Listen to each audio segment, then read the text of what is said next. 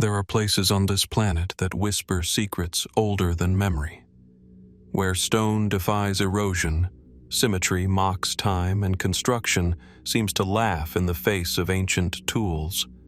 Scattered across mountains, deserts, and beneath the sea, structures stand that shouldn't exist, not because they're old, but because, by all logic, they couldn't have been made by the hands we credit them to. Massive monoliths cut with surgical precision, blocks weighing hundreds of tons, somehow lifted, placed, and locked into place with a perfection modern engineers still struggle to explain.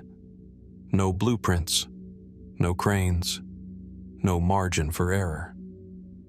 And yet, they are there, watching us, waiting.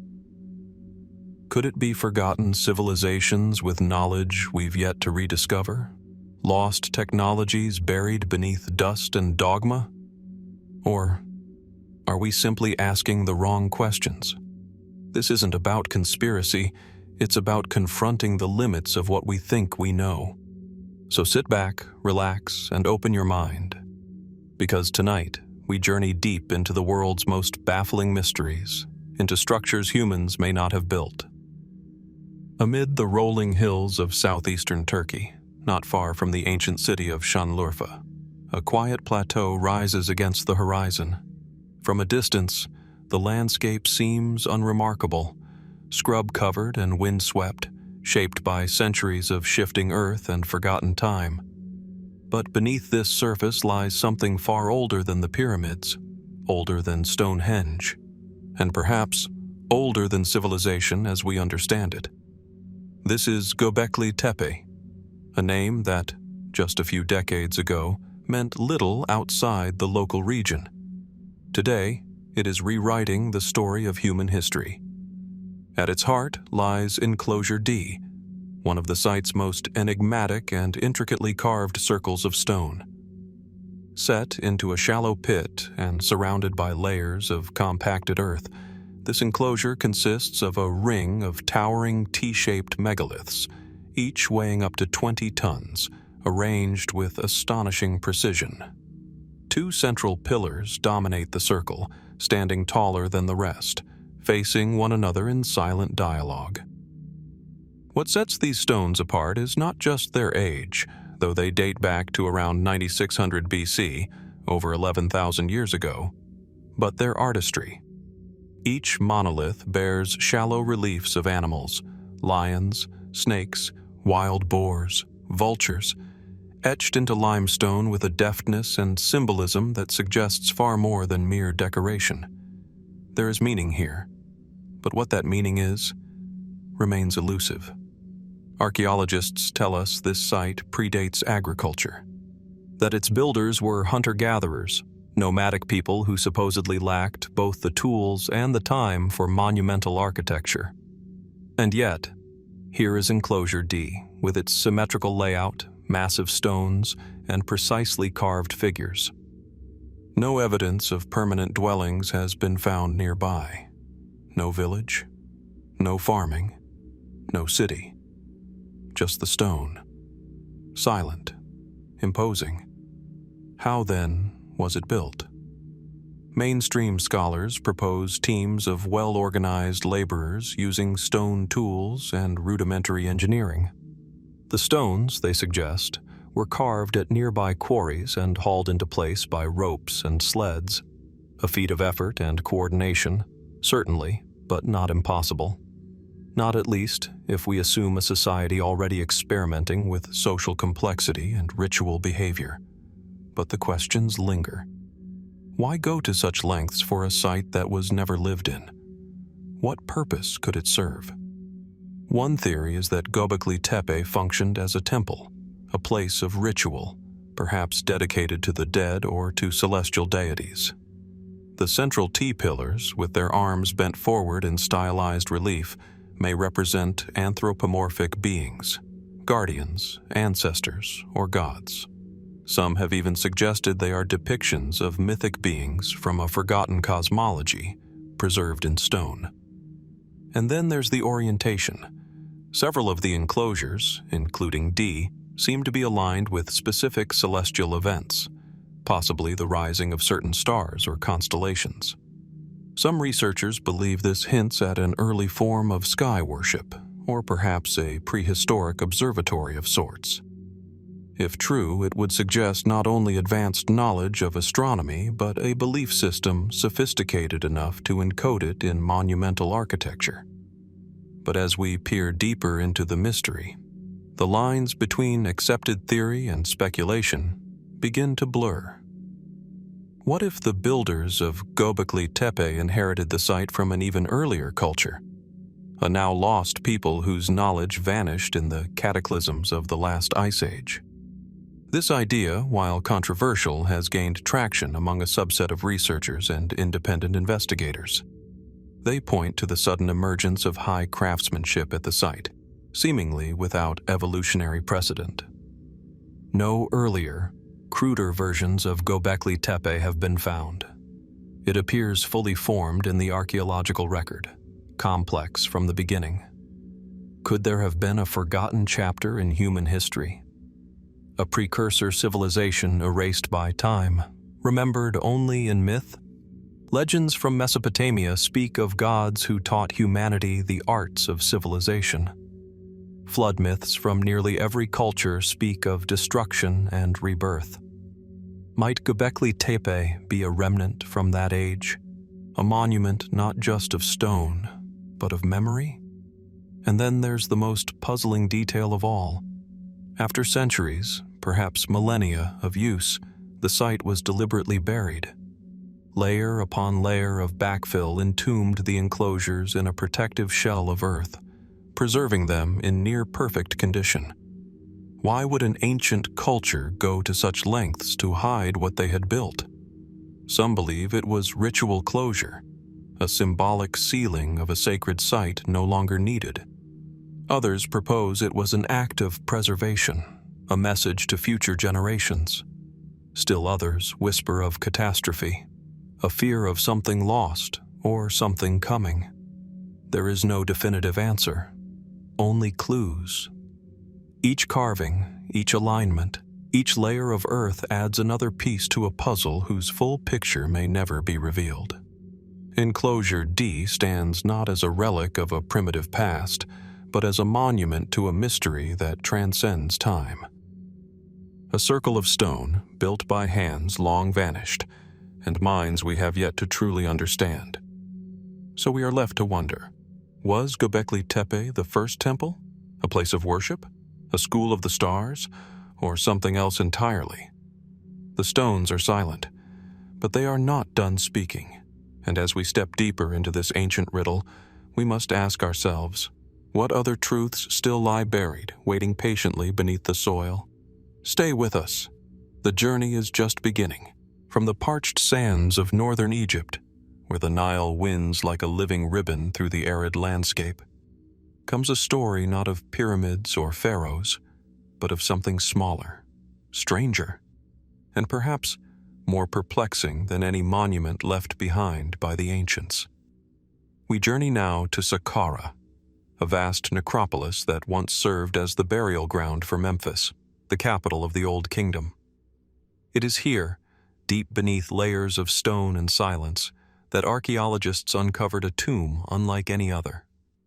The tomb belonged to a young man named Sabu. He lived over 5,000 years ago, during Egypt's first dynasty, around 3000 BC.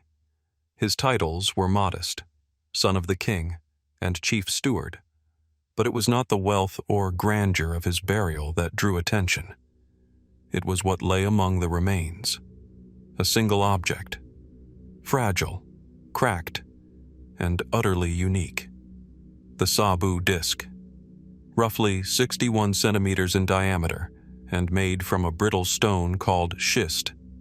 The disk resembles a shallow bowl with 3 finely curved wing-like lobes spiraling inward toward a central hub. Its shape is precise, symmetrical, almost aerodynamic. And yet, it was carved by hand, supposedly at a time when copper chisels and flint tools were the height of technology. Immediately, the object stood apart. There is nothing else like it in the entire corpus of Egyptian artifacts. No artistic precedent, no similar design, no inscription to explain its purpose. Just the disk, quiet, perfect, and anonymous. Mainstream Egyptologists have offered cautious interpretations. Some believe it was a kind of incense burner, or perhaps a decorative stand for ritual purposes. Others have suggested it may have held fruit or oils in a ceremonial context.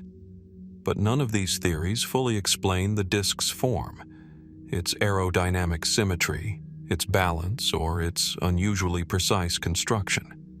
After all, why would such a delicate, complex shape be needed to hold fruit? And then comes the deeper puzzle, the material. Schist is a brittle, flaky stone. Carving a perfect spiral with thin, curved fins from such a material would require extraordinary care, and possibly tools capable of remarkable precision. Yet this object was crafted at the dawn of Egypt's dynastic age, long before the invention of the wheel, lathe, or advanced metalworking. Could it be that the disk served a function beyond ritual? Some engineers and independent researchers have speculated that the object may have once been part of a machine, perhaps a component in an early form of turbine, pump, or rotational mechanism. When rendered in modern materials and tested under airflow simulations, some reconstructions show the disk behaving in ways that resemble fluid dynamics applications. Could this be a remnant of an ancient, forgotten technology? And if so, who understood it well enough to create it? Others take the speculation further. The central hub of the disk, with its narrow shaft-like hole, resembles components found in later mechanical devices. Could it have been mounted on an axle? Did it spin? Was it ever part of something larger, something now lost to time? Of course, there is no hard evidence that the disk had any such mechanical use. No diagrams, no writing, no second example to compare it to. Only this lone, enigmatic object. And yet, it haunts the imagination. Because unlike the many stylized or symbolic artifacts of ancient Egypt, the Sabu Disk seems to follow a different logic. Its shape appears purposeful, technical even, as though it were designed not for beauty, but for function. Some have gone so far as to question whether the knowledge behind its construction truly originated in the first dynasty at all. Could it be a legacy artifact? Something handed down, or perhaps uncovered, by early Egyptians, whose true origin lay in a time long before recorded history? A few fringe researchers even entertain the idea that the disk is a fragment of pre-dynastic innovation preserved from a civilization lost in the wake of the Younger Dryas period, when sudden climatic shifts transformed the face of the earth. In this view, the Sabu Disk is not an outlier, but a survivor. Still, such theories remain unproven and controversial. Within the academic world, the Sabu Disk is rarely the subject of deep inquiry. Its classification remains vague. Its function unexplained. It sits quietly in the Cairo Museum, often overlooked by visitors in favor of golden masks and towering statues. But for those who linger, who look closely, it speaks in silence. Why does a single artifact challenge the limits of what we thought was possible for its time? Why has no other example ever been found? And how exactly was it made? Is the Sabu Disk a mere curiosity, an artistic flourish from a talented hand? Or is it a piece of a much larger puzzle, pointing toward a forgotten chapter in the human story? As with so many mysteries of the ancient world, the answers remain buried, hidden not just in sand and stone, but in the spaces between our assumptions. And so we are left with the disk, spinning quietly in our minds, waiting. High in the rugged wilderness of southern Siberia, where cold winds drift through pine-covered slopes and mist clings to granite peaks, there is a place few have seen, and fewer still can explain. This is Gornaya Shoria, a remote and ancient landscape buried beneath centuries of snow, forest, and silence. For most of history, this region has remained largely untouched, isolated, harsh. It is not a place one stumbles across. It is a place one must seek. And what lies there has stirred one of the most enduring questions in the study of ancient architecture. Carved into the mountain's face are colossal blocks of stone, some estimated to weigh upwards of 1,000 tons. Towering rectangles of granite, stacked in improbable arrangements, forming what appear, at first glance, to be the shattered remains of a cyclopean wall. The stones are massive, fractured and moss-covered, with flat surfaces and sharp, angular corners that seem almost too precise for nature alone. They call it the Gornaya Shoria Megaliths. Discovered in the early 2000s by Russian researchers exploring the region, the site quickly ignited debate. Some believed it to be a natural formation, a geological curiosity created by tectonic forces and frost weathering over millions of years. And to a point, this explanation makes sense. Granite does fracture. It does shear into blocks. Nature can create patterns that mimic design. But here, the scale is different. Some individual stones appear the size of small houses. Their faces are smooth, eerily flat. Some right angles are so clean they look like the product of industrial tools. And certain gaps between blocks are so tight and regular that they suggest deliberate placement, not collapse. So the question emerges, did nature do this? Or did someone, something, help shape it? Mainstream geologists have studied the site and generally conclude that it is natural. They point to examples of similar formations, such as the Giant's Causeway in Ireland or the Organ Pipes in Australia, where volcanic activity and erosion have created stunningly geometric shapes. Granite, they remind us, can split along planes of weakness. Under the right conditions, it can mimic masonry. And yet, Gornaya Shoria feels different. Unlike basalt columns, which often form in hexagonal patterns, the blocks here appear rectangular, layered, interlocked in a way that suggests intentionality. Some observers have noted the appearance of tool marks or scoring lines across certain faces, features that challenge the narrative of purely natural origin. But if these stones were shaped, then by whom and when? There are no known ancient cultures in the region that left behind such architecture. No nearby settlements, no inscriptions, no tools. The Siberian taiga is not known for its ruins. It is known for its isolation, its silence. And yet, here stands a formation that echoes the megalithic traditions of Peru, of Egypt, of Baalbek. Some theorists suggest that if the site is artificial, it may date back to a time long before written history, a time even before the rise of agriculture, a time when humanity was thought to still be scattered in tribes, moving with the seasons, leaving little behind but bones and fire pits. But could that be all there was? Could it be that advanced knowledge, perhaps of stoneworking or energy or geometry, once existed in a civilization now completely lost?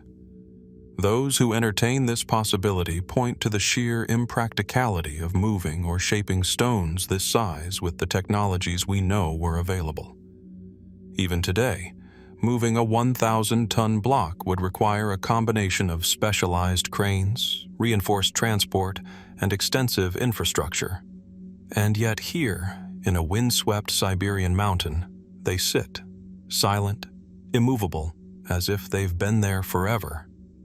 Others, looking even further into the speculative, have suggested the possibility of forgotten global civilizations or even interactions with non-human intelligence. Ideas often dismissed by academic circles, but kept alive by the persistence of unanswered questions. Still, no firm evidence exists to support any singular interpretation. No carbon dating has been applied directly to the stones. No cultural artifacts have been recovered from the site. Just stone. Cold, cracked, enormous. Some visitors describe an odd stillness there, as if the landscape itself is watching, as if time moves differently among the monoliths. Others speak of a sense of scale that is hard to capture in photographs, a sense that one is standing not before a pile of rocks, but a collapsed gateway to something far older than we're prepared to understand. And so we are left with the mystery. Are the Gornaya Shoria megaliths simply a trick of geology? An extraordinary example of natural symmetry and fractured stone? Or are they the weathered remains of something built long ago by hands or minds we no longer remember?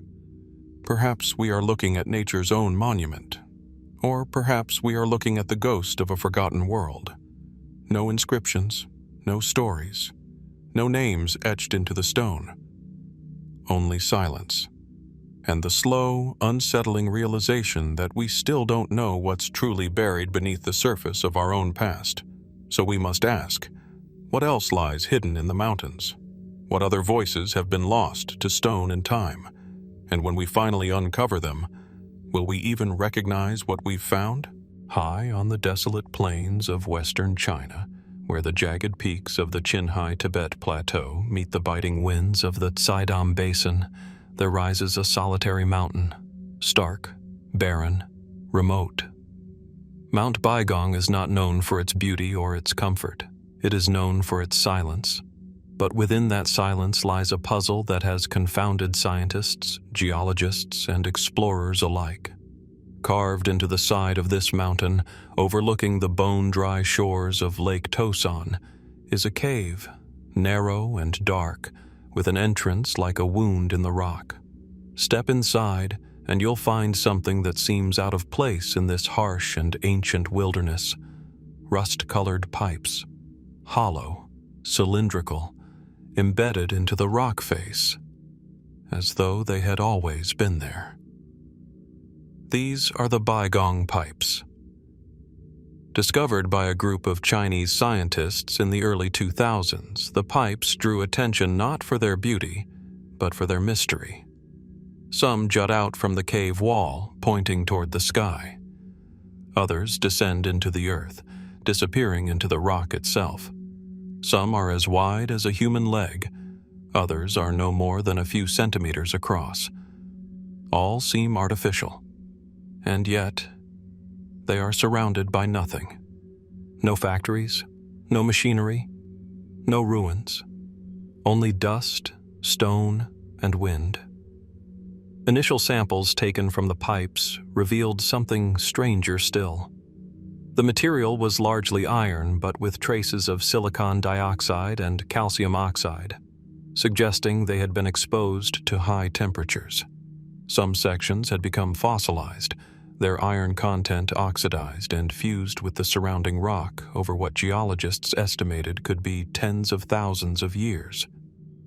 But if that's true, who could have made them? And why? Mainstream geologists offer one explanation.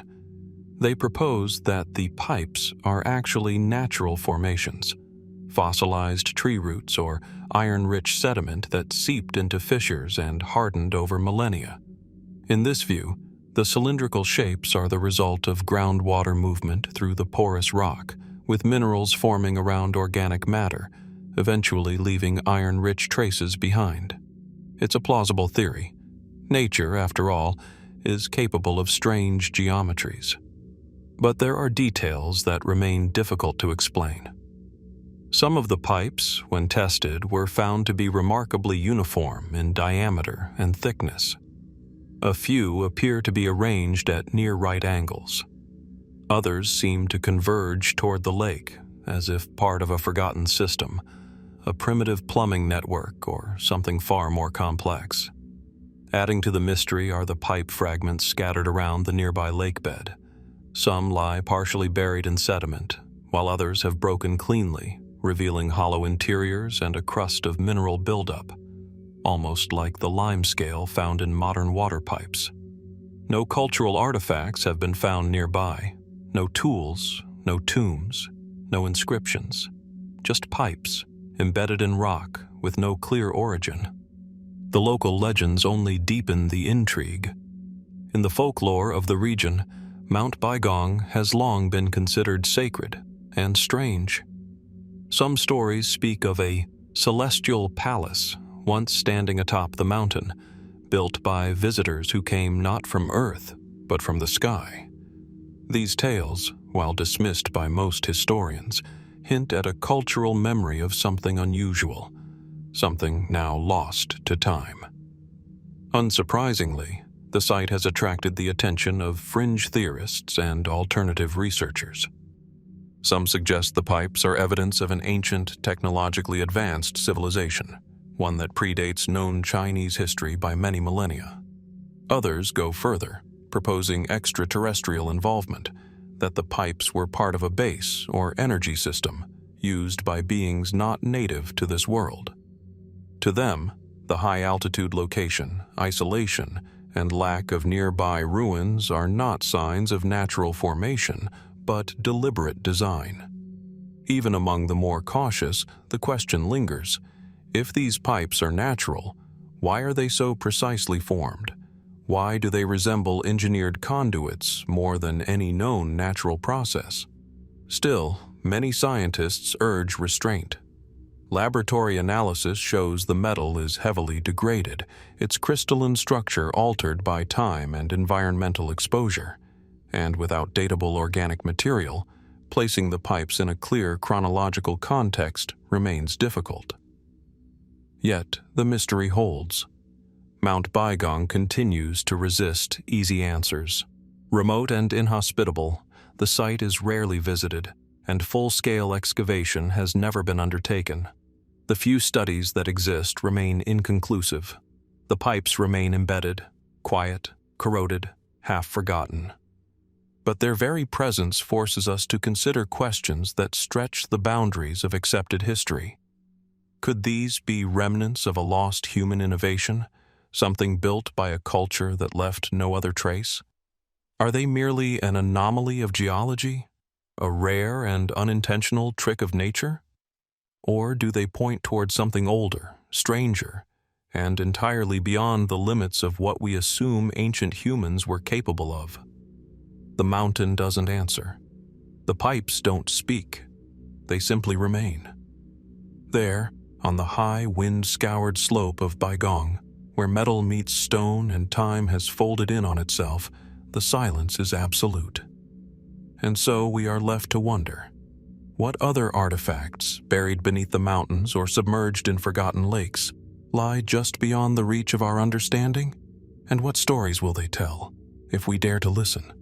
As echoes of the lost Ark of Mani fade into the dust of forgotten sanctuaries, we journey south, far from the deserts and highlands of Central Asia, into the green, humid folds of southern India. Here, in the ancient town of Halebidu, a temple rises from the earth like a stone tapestry woven into time. This is the Hoysaleswara temple, built in the 12th century AD during the rule of the Hoysala Empire. The temple stands as a monument to devotion, artistry, and perhaps something more. From a distance, it seems like any grand temple of its age, dignified, time-worn, still active with quiet reverence. But approach its base, and the story changes. Here, every inch of stone breathes with detail. From foundation to spire, the temple is draped in carvings, mythological scenes, celestial beings, intricate floral patterns, and geometric designs so precise they seem etched by machine. Over 240 wall panels form a narrative without pause, wrapping around the twin shrines dedicated to Lord Shiva. Elephants march along the base, no two identical. Dancers, warriors, gods, and demons swirl across the walls in a cinematic sweep of stone. But the closer one looks, the stranger it becomes. The precision of the work is astonishing. Miniature friezes contain carvings smaller than a fingernail, each proportionally perfect, down to the curve of an eyelash or the twist of a finger. Necklaces carved from stone hang as though suspended by gravity. Hollow spaces are cut within the solid rock, creating windows no wider than a thread.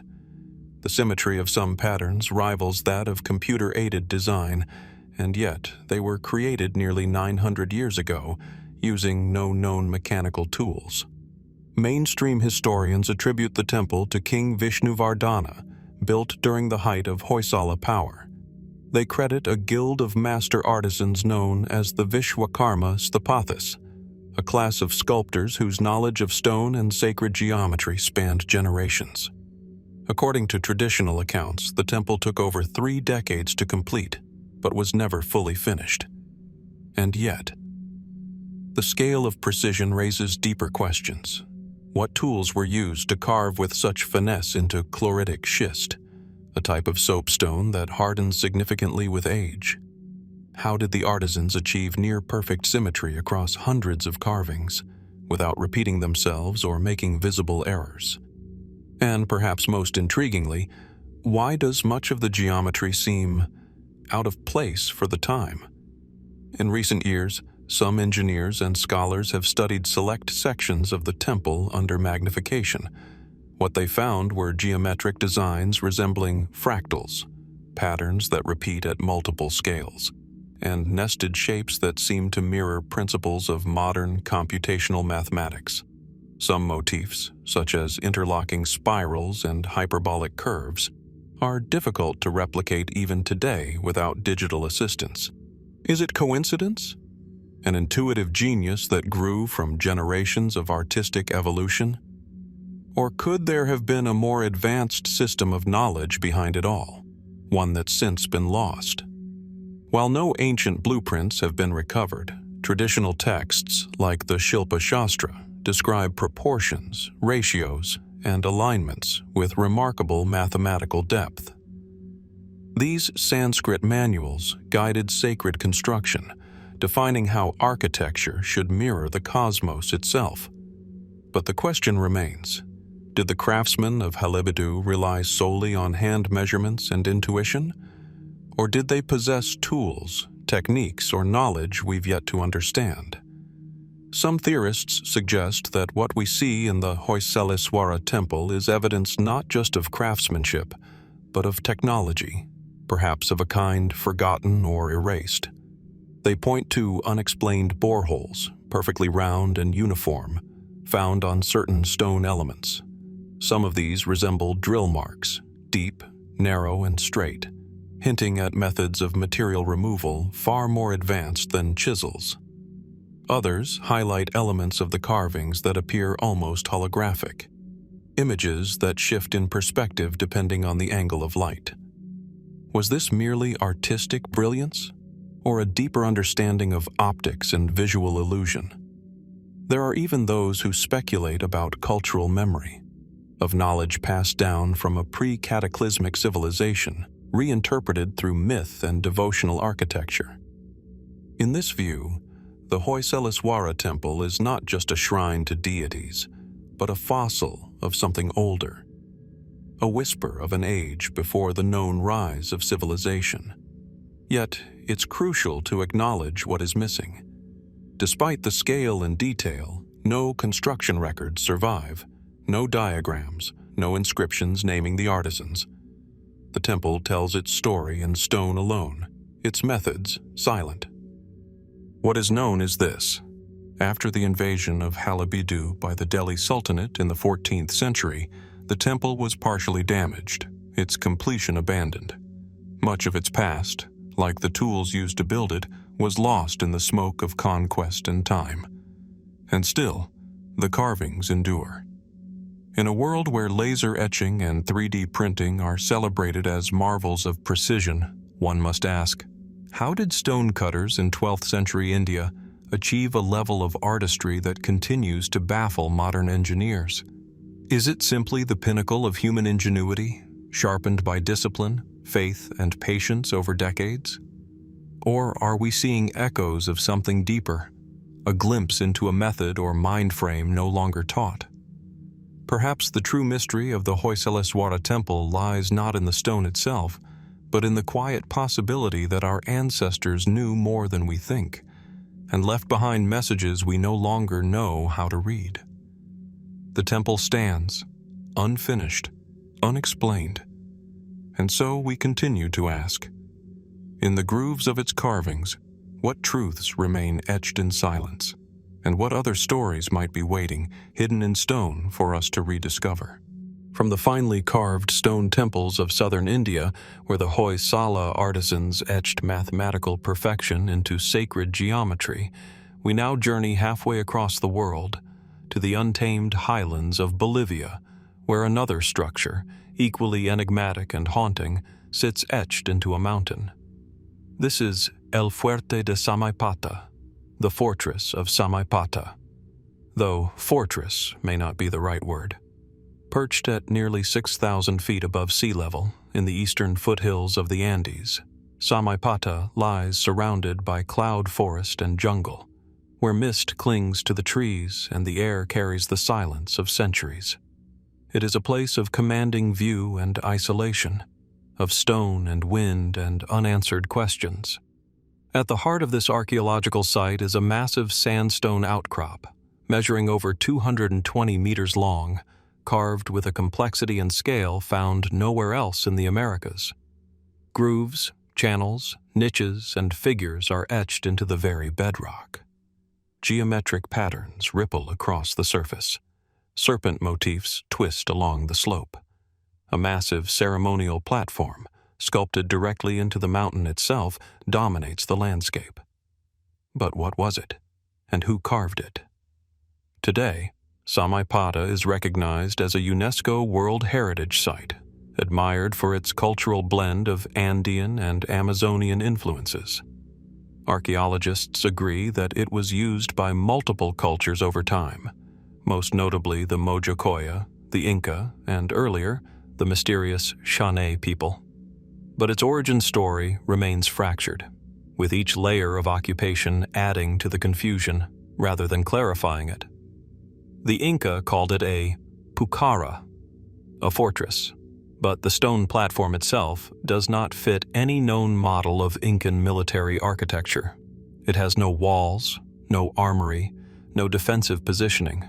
What it does have are features aligned with ceremonial use: altars, offering channels, and seats facing cardinal directions. Some believe it may have functioned as an astronomical observatory, its features tracking solar or lunar events in ways we no longer fully understand. And yet, as researchers trace the carvings across the stone, more questions arise than answers. Why are the grooves so deep and extensive, many of them too large to serve obvious ritual purposes? Why do some channels resemble hydraulic systems or drainage structures, carved with seemingly engineered precision? And who possessed the tools and the motive to chisel this mountain on such an enormous scale? Mainstream scholars suggest that the Shane, an Arawak-speaking people believed to have migrated from the Amazon basin, were responsible for the earliest stages of Samaipata. But the Shane left behind no written language, no detailed oral traditions that reference this monumental work. Their other surviving structures do not come close to the scale or complexity seen here. Later, the Incas incorporated Samaipata into their empire, likely using it for ritual and administrative purposes. But they too left little to explain its origins. When the Spanish arrived in the 16th century, they found it already abandoned, weather-worn, silent, overgrown with vegetation. What caught the conquistadors' attention, however, was not just the scale of the carvings, but what seemed to be deliberate patterns. Lines intersecting in grid-like formations, steps that led nowhere, and the enormous snake figures whose forms echo motifs seen as far away as the Amazon and even Mesoamerica. Were these carvings symbolic or functional? Some have speculated that Samaipata served as a ritual map, a three-dimensional cosmogram representing the layout of the spiritual world. Others argue it may have been a sacred site of pilgrimage, a ceremonial city never meant for permanent habitation. But then there are the more unconventional theories. A small group of researchers and fringe theorists suggest that the massive stone slab, with its repeating patterns, channels, and recessed sockets, might have served a completely different purpose, something more mechanical than spiritual. Some point to the symmetry and technical layout of certain parts of the rock as evidence of a pre-Incaic engineering culture, perhaps one with a knowledge of hydrodynamics, vibration, or even energy manipulation. A few have gone further still, suggesting Samaipata may be what remains of an ancient launch platform or energy grid, ideas unsupported by mainstream archaeology, but which draw attention to features that seem curiously deliberate. The suggestion isn't necessarily that such things were possible, but that the scale and mystery of the site continue to invite such thoughts, precisely because we don't have better answers. Adding to the intrigue is Samaipata's geographic placement. It sits along a corridor that connected the Amazon to the Andes and eventually to the coastal deserts of Peru. Could it have been a convergence point, geopolitically or spiritually, between vastly different cultures, each bringing their own layer to its purpose? Why, in a region where most ceremonial structures are built on stone, did someone decide to carve into the mountain itself? And how did they do it, using only stone tools, or so we assume? The sandstone here is soft compared to granite, yes, but carving hundreds of cubic meters with precision across a sprawling hilltop still requires coordination, intent, and an understanding of something we can no longer quite see. Today, Samaipata remains open to visitors, but still largely unexplored. Much of the site has never been fully excavated. The carvings, vulnerable to weather and erosion, continue to wear away as the mountain itself slowly forgets the story it once told. And so we are left to wonder, was Samaipata merely a ceremonial platform, a sacred canvas etched over centuries by indigenous hands? Or could it be the weathered fragment of a forgotten function, something we no longer have the language to describe? Somewhere within its patterns, its steps, its serpent lines curling into sky and earth, something waits. Not an answer, perhaps, but a question. One that has echoed across stone and silence for over 1,000 years. What knowledge carved this mountain, and how much of it have we already lost? As the winds drift across the Andean foothills from Samaipata's carved mountain, they carry us even higher, toward the wind-swept altiplano of Bolivia. Here, on a plateau nearly 13,000 feet above sea level, lies one of the most enigmatic archaeological sites in the world, Tiahuanaco. Bleak, vast, and shrouded in silence, Tiahuanaco, or Tiwanaku, has long perplexed scholars and travelers alike. Its great monoliths, strange angles, and precisely cut stones appear as though they were placed by an intelligence both ancient and deliberate. But among these scattered ruins, one structure stands apart for its strangeness, not for how it rises above the earth, but for how it sinks beneath it. This is the Subterranean temple. Rectangular and sunken, this structure sits below ground level, an open-air courtyard carved directly into the earth. 4 stone walls surround it, creating a silent enclosure beneath the sky. But what draws the eye isn't just its architectural layout, it's what stares back. Embedded into the inner walls of the temple are over 170 carved stone heads. Human faces, each different, protrude from the walls in every direction. Some appear serene, others stern. A few display features that seem oddly non-Andean. Elongated skulls, deep-set eyes, foreign expressions. Together they form a kind of spectral gallery, as if the temple were once a gathering place for spirits frozen in stone. What was the purpose of this strange underground space? Mainstream archaeology tells us the Tiahuanaco culture flourished here between 400 and 1000 AD, forming a powerful pre-Incan civilization known for its advanced agriculture, stonework, and spiritual beliefs. The subterranean temple, scholars suggest, was likely a ritual space used for ceremonies, offerings, perhaps even funerary rites. Its alignment, they note, connects symbolically with other major structures on the site, including the Kalasasaya temple and the famed Gateway of the Sun. And yet, the deeper one looks, the more the questions multiply. The faces in the wall are not uniform. Some are carved with precision, others crudely. A few are made of a different stone entirely. Many believe they represent different ethnic groups, possibly from far beyond the Andean region. Could this temple have been a place of multicultural gathering, a sacred ground for peoples from across the ancient world? Or do the heads represent something less literal and more symbolic, ancestors, divine entities, even cosmic beings? Then there is the construction itself. The sunken temple is built with an astonishing degree of engineering. The stones, massive andesite and sandstone blocks, fit together with tight joints, despite the lack of mortar.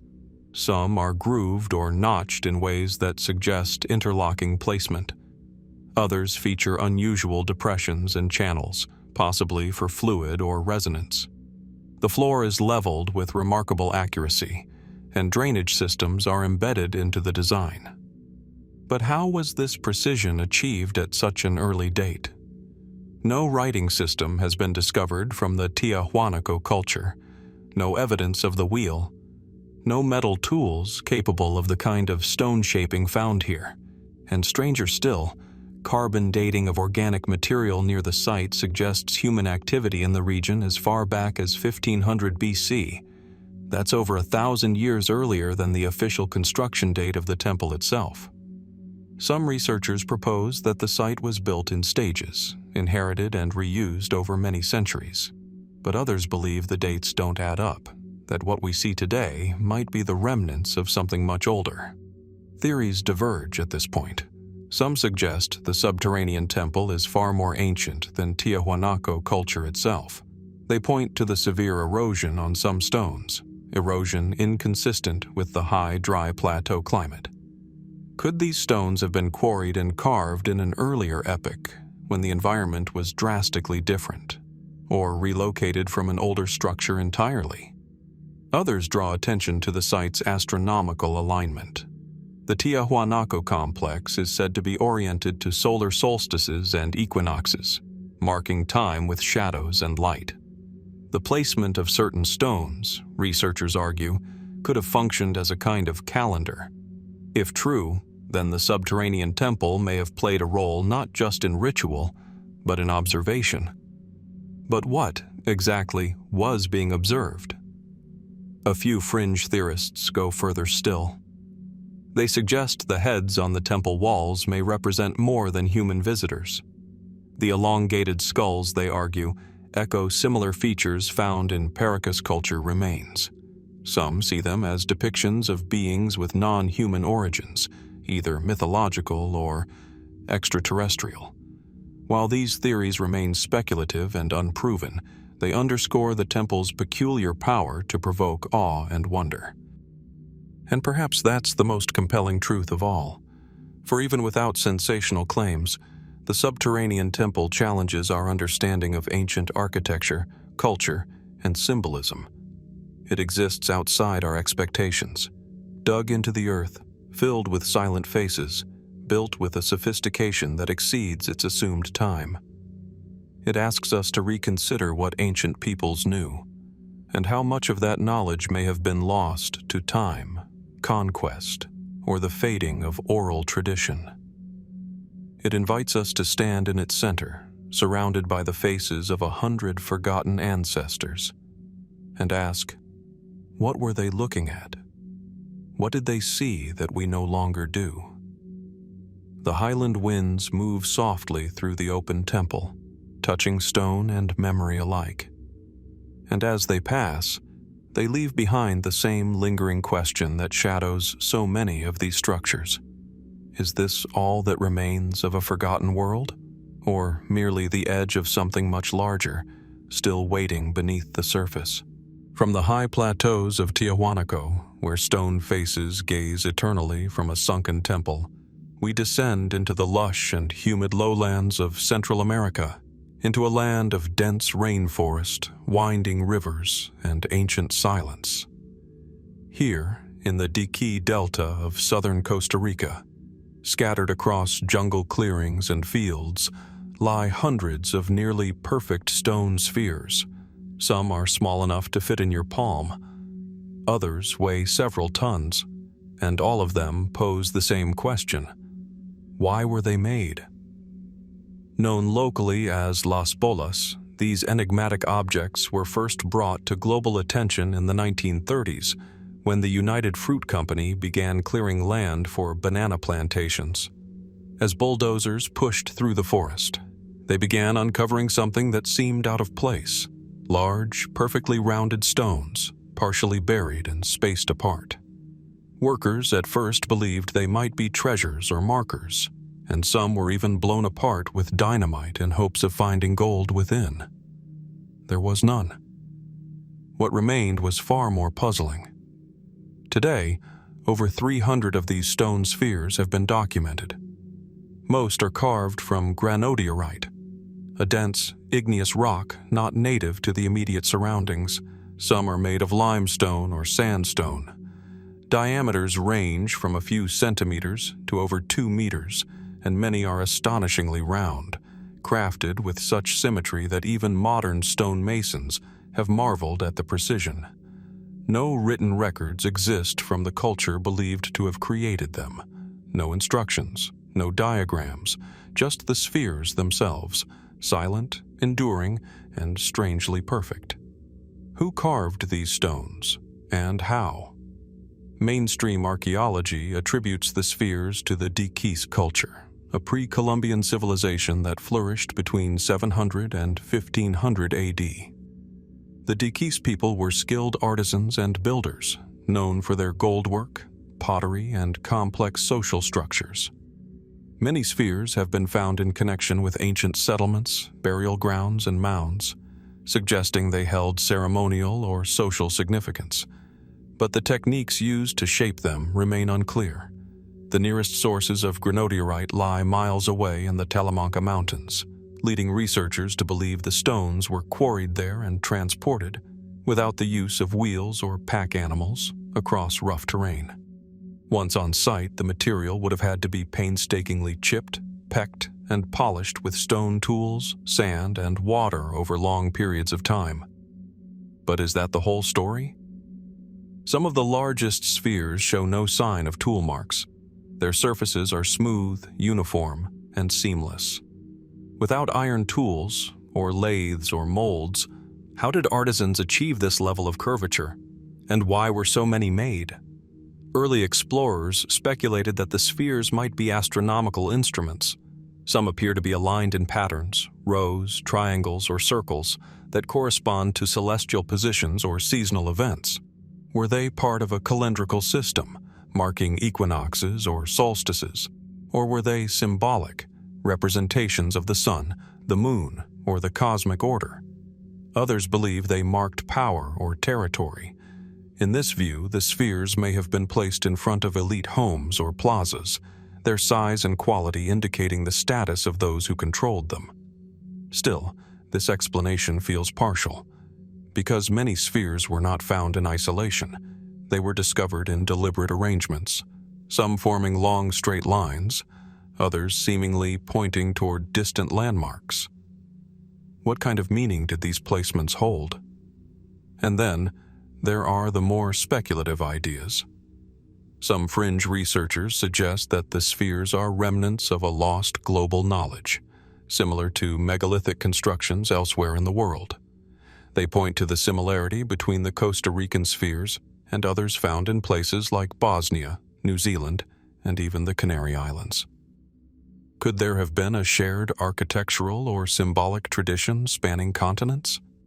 Others go further imagining the spheres as relics of an even older, unknown civilization. Theories range from ancient seafaring cultures to remnants of Atlantis, to more controversial ideas of non-human intervention. Such theories remain unproven, but they stem from a genuine puzzle. The spheres seem both advanced and disconnected from our expectations of local technology. In some cases, their movements have added to the confusion. After their discovery, many of the spheres were removed from their original locations and placed in city squares, government buildings, even private gardens. Their original spatial context, whatever it may have signified, has been largely lost. Only a handful remain in situ, and their arrangement continues to baffle researchers. Satellite mapping has revealed that the region once supported a highly organized society with roads, aqueducts, and planned settlements. Could the spheres have served as a form of geoglyphic communication? Territorial markers? Navigation points? No human remains have ever been found directly beneath or inside the spheres. They were not tomb markers in the traditional sense, and unlike stelae or monoliths elsewhere in the Americas, they bear no inscriptions, no faces, no gods, just smooth, round silence. And perhaps that is the most haunting part. The spheres seem intentionally mute, timeless symbols of something we no longer understand. They resist categorization, fitting neatly into no known ritual, calendar, or mythology. They simply are. Today, the best preserved examples can be seen in museums and protected zones, but many lie forgotten, half buried in the jungle, slowly eroding in silence. And so we are left to wonder, were the stone spheres monuments to cosmic forces? Territorial markers? Tools of ritual and power? Or were they the expression of a knowledge now lost, one that viewed the world through shapes and forms we no longer recognize? As the rainforest closes in around them once more, the spheres wait, patient, perfect, and unanswered. What story were they trying to tell, and will we ever learn how to listen? As the morning mist lifts gently from the rainforest floor of Costa Rica, revealing the silent perfection of its stone spheres, we journey far north, across oceans and centuries, into a different kind of silence. One colder, windswept, and ancient. Here, on the remote Isle of Lewis in Scotland's Outer Hebrides, a ring of stones stands quietly against the horizon, weathered by time and wrapped in mystery. This is Callanish. Surrounded by rolling hills, moorland, and vast skies, the standing stones of Callanish, also known as Callanace, form one of the most enigmatic and awe-inspiring prehistoric sites in Europe. The setting is stark, almost surreal. Jagged stones, some over 13 feet tall, rise from the peat-covered earth in a cruciform pattern. At the center is a circle of 13 stones surrounding a central monolith, while avenues of aligned stones extend outward like the limbs of a celestial compass. There are nearly 50 stones in all, each one shaped and placed with clear intent. Yet no writing, no carvings, and no definitive explanations remain. The site is estimated to date back to around 2900 BC, making it older than Stonehenge. It is attributed to Neolithic peoples who once inhabited these rugged coastal lands. But beyond basic dating, little is definitively known about who built Callanish, or why. Was it a temple? An astronomical observatory? A ritual landscape shaped by ancient myth? Mainstream archaeologists believe the site was likely used for ceremonial purposes, possibly connected to seasonal cycles, fertility rites, or the worship of celestial bodies. The alignment of certain stones with lunar events, particularly the rare and complex 18.6-year lunar standstill, has drawn significant attention. During this event, the moon appears to skim low along the horizon, and at Callanish it aligns dramatically with the stone avenues, seemingly setting or rising in deliberate correspondence with the layout of the circle. Could this suggest that Callanish was built not just in honor of the heavens, but in precise, studied dialogue with them? To mark such a phenomenon would require not only long-term observation of the night sky, but sophisticated understanding of its patterns. How did Neolithic builders, without written records or telescopic tools, map such a subtle cycle?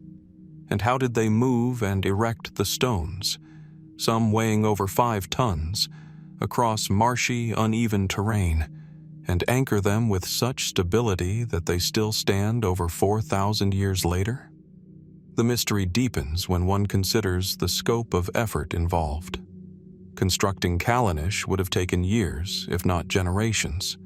It would have required communal effort, planning, and coordination on a scale that suggests an advanced societal structure, one capable not just of survival, but of abstract thought, long-term planning, and symbolic creation. Yet the culture that built Callanish left behind no temples, no cities, no palaces, just stone and silence. Some researchers have pointed out that Callanish, like many megalithic sites, shares similarities with others across Europe. The alignment patterns, the emphasis on solstices and lunar events, and the arrangement of stones in concentric rings or avenues. These appear at sites in Ireland, France, and even the Mediterranean. Could there have been a broader cultural or cosmological system at work, one now largely forgotten? Fringe theorists have proposed more unconventional possibilities. Some suggest that Callanish may have been part of an ancient energy grid, nodes on a planetary system of sacred geometry. Others posit that the stones functioned as a kind of tuning mechanism, resonating with natural frequencies, or that they were part of a technology we no longer understand. While these ideas remain speculative and controversial, they speak to the profound sense of intentionality felt by those who walk among the stones today. There are even stories, passed down through generations, of the Shining Ones, supernatural beings said to appear at the site during certain moonlit nights. Local folklore, predating modern interpretations, connects Callanish to ancient gods, otherworldly visitations, and hidden wisdom buried beneath the land. And yet, amid these layers of myth, astronomy, and hypothesis, the true purpose of Callanish remains elusive.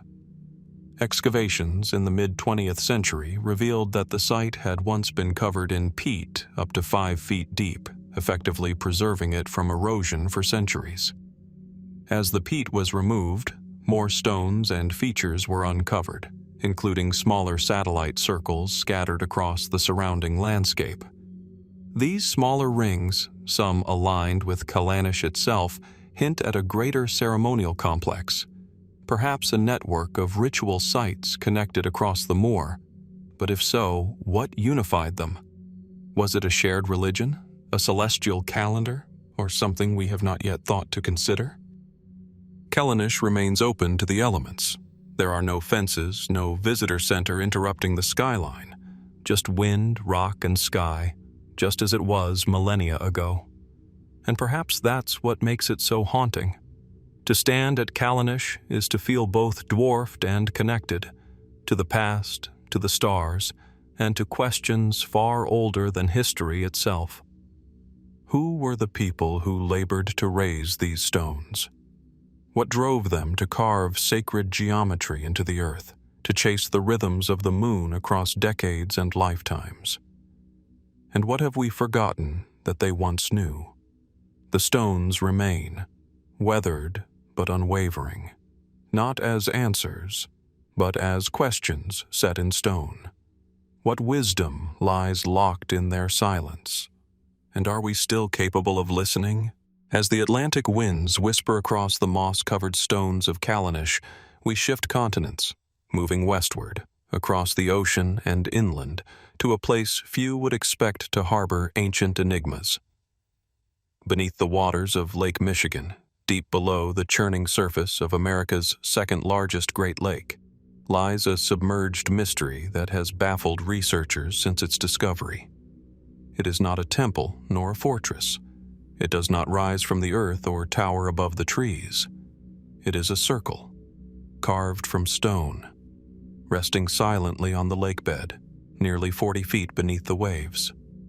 Discovered in 2007 by a team of researchers led by Dr. Mark Hawley, a professor of underwater archaeology at Northwestern Michigan College, this submerged formation lies near the Grand Traverse Bay area. The team had been using sonar to scan the lake floor in search of shipwrecks, but what they found instead was something entirely unexpected. A series of stones arranged in what appeared to be a deliberate circular configuration, eerily reminiscent of the stone circles of Europe. One boulder stood out among the rest. It bore what some believe to be the faint engraving of a mastodon, a creature that went extinct more than 10,000 years ago. What could such a carving mean? And who, if anyone, placed these stones into formation so long ago? The location of the site remains undisclosed, partly to protect it, and partly due to the lack of definitive research. The cold, dark waters and shifting sediment make sustained investigation difficult. Yet, from the initial sonar images and limited dives, the outline of something intentional lingers. Mainstream archaeologists have approached the discovery cautiously. Some propose that the arrangement of stones could be the result of glacial activity or natural forces. Others acknowledge the possibility that early Paleo-Indian groups may have built the structure, perhaps for ceremonial or navigational purposes, during a time when lake levels were significantly lower, when the area now submerged beneath Lake Michigan would have been dry land, part of a forested, tundra-like environment. And the carving, if indeed it is a mastodon, a conclusion still under debate. It would suggest the stones predate the rise of any known North American civilization by thousands of years. It would push human presence in the region far earlier than most accepted timelines allow, into an era when ice sheets still blanketed parts of the continent. But even without the carving, the implications are striking. Who would have had the organizational capability, the tools, and the reason to erect a stone circle at such an early date? Could it have served as an astronomical marker, much like Callanish or Stonehenge? Could it have held spiritual or communal significance? Perhaps a sacred site for the first peoples of North America, long forgotten by their descendants? Then again, might it be something else entirely?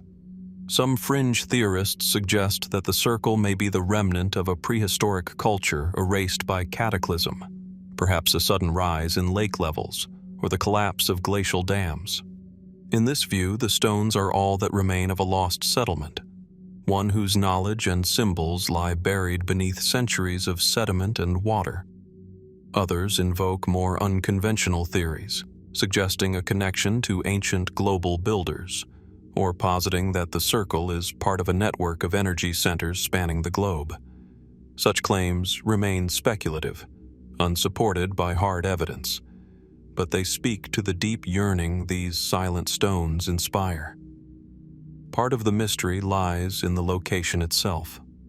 Lake Michigan is vast, larger than some seas, and its depths are still largely unexplored. Dozens of shipwrecks lie on the bottom, preserved in the frigid waters. But what else might rest beneath the waves?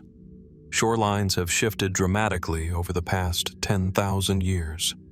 Entire landscapes that once teemed with megafauna and early humans are now submerged and forgotten. The lake may be concealing not just one enigmatic structure, but many.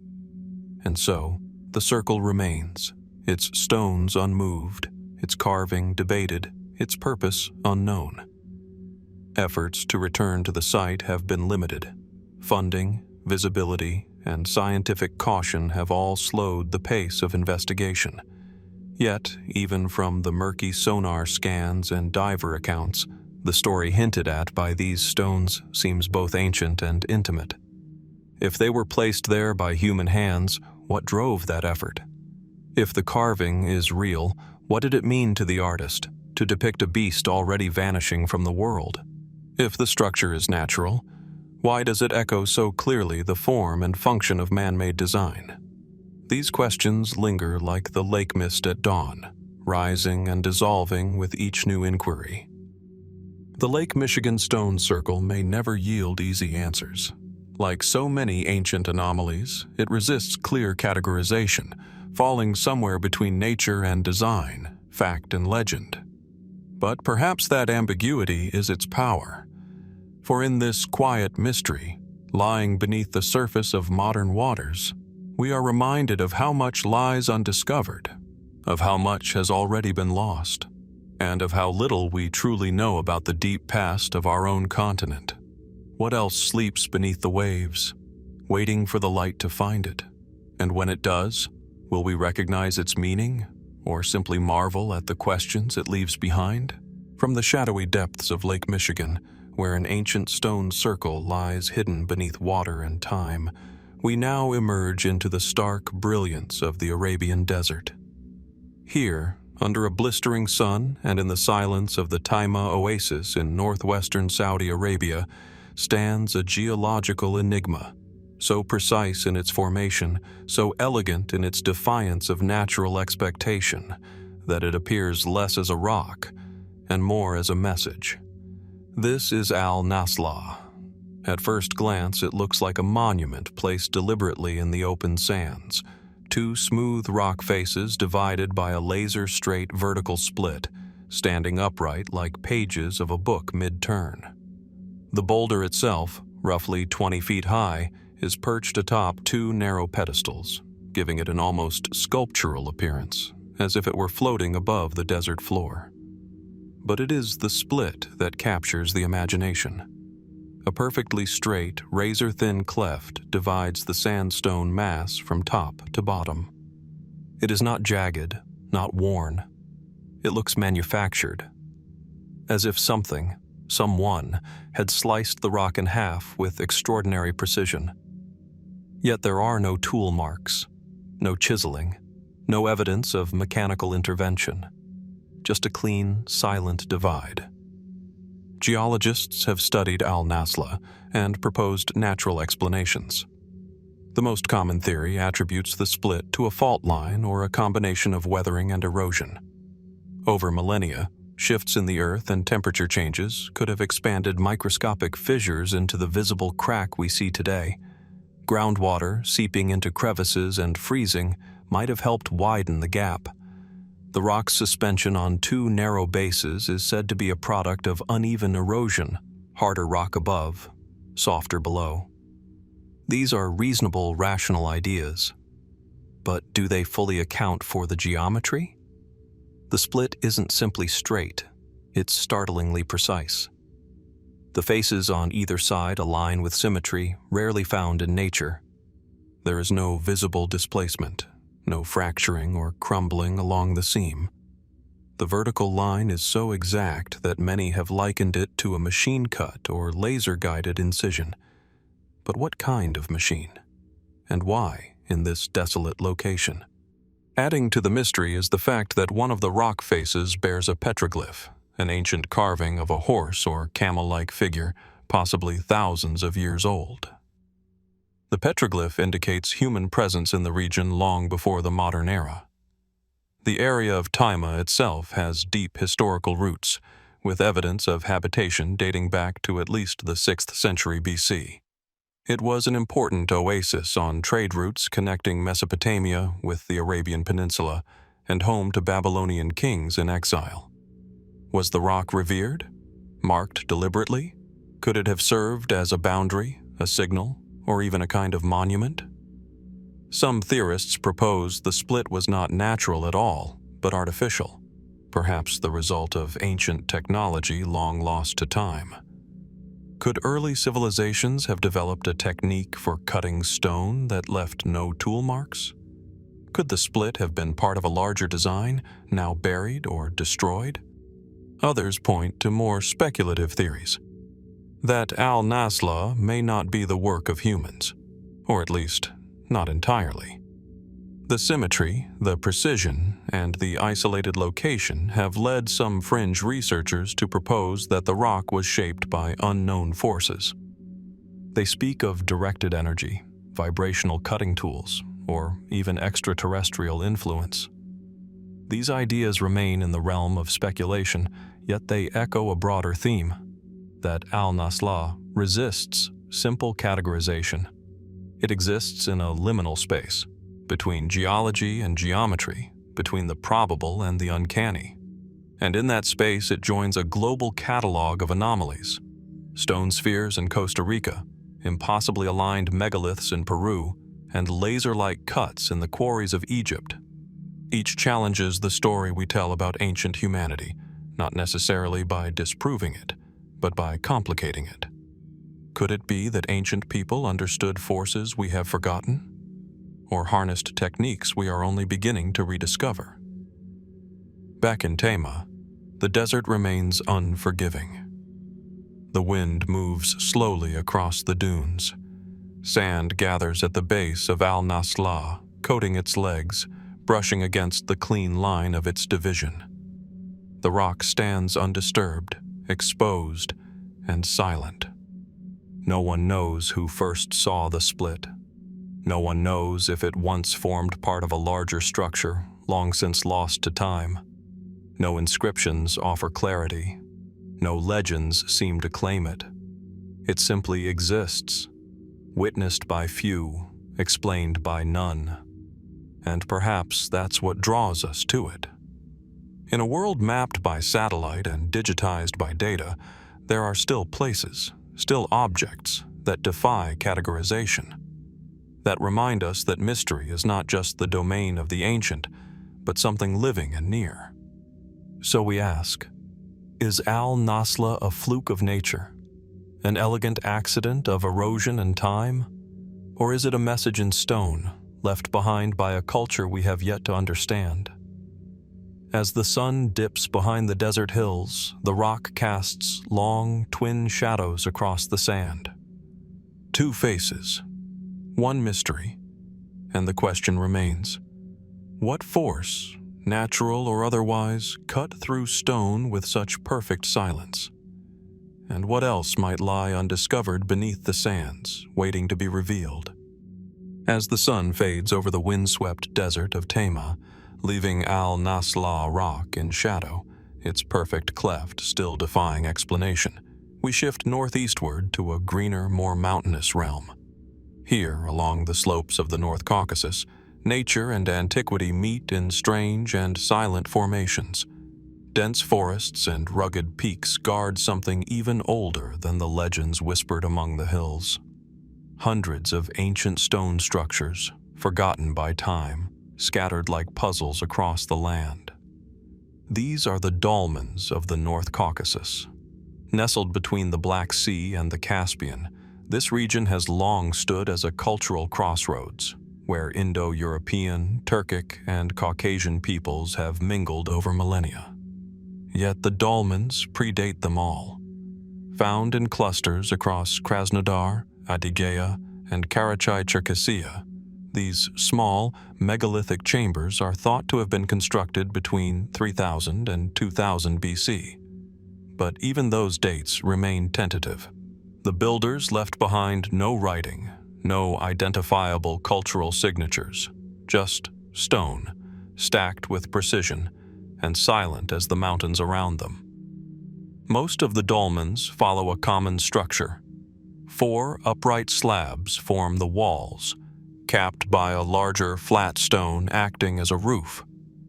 A circular entrance, often just large enough for a person to crawl through, is carved into the front face, sometimes centered, sometimes offset.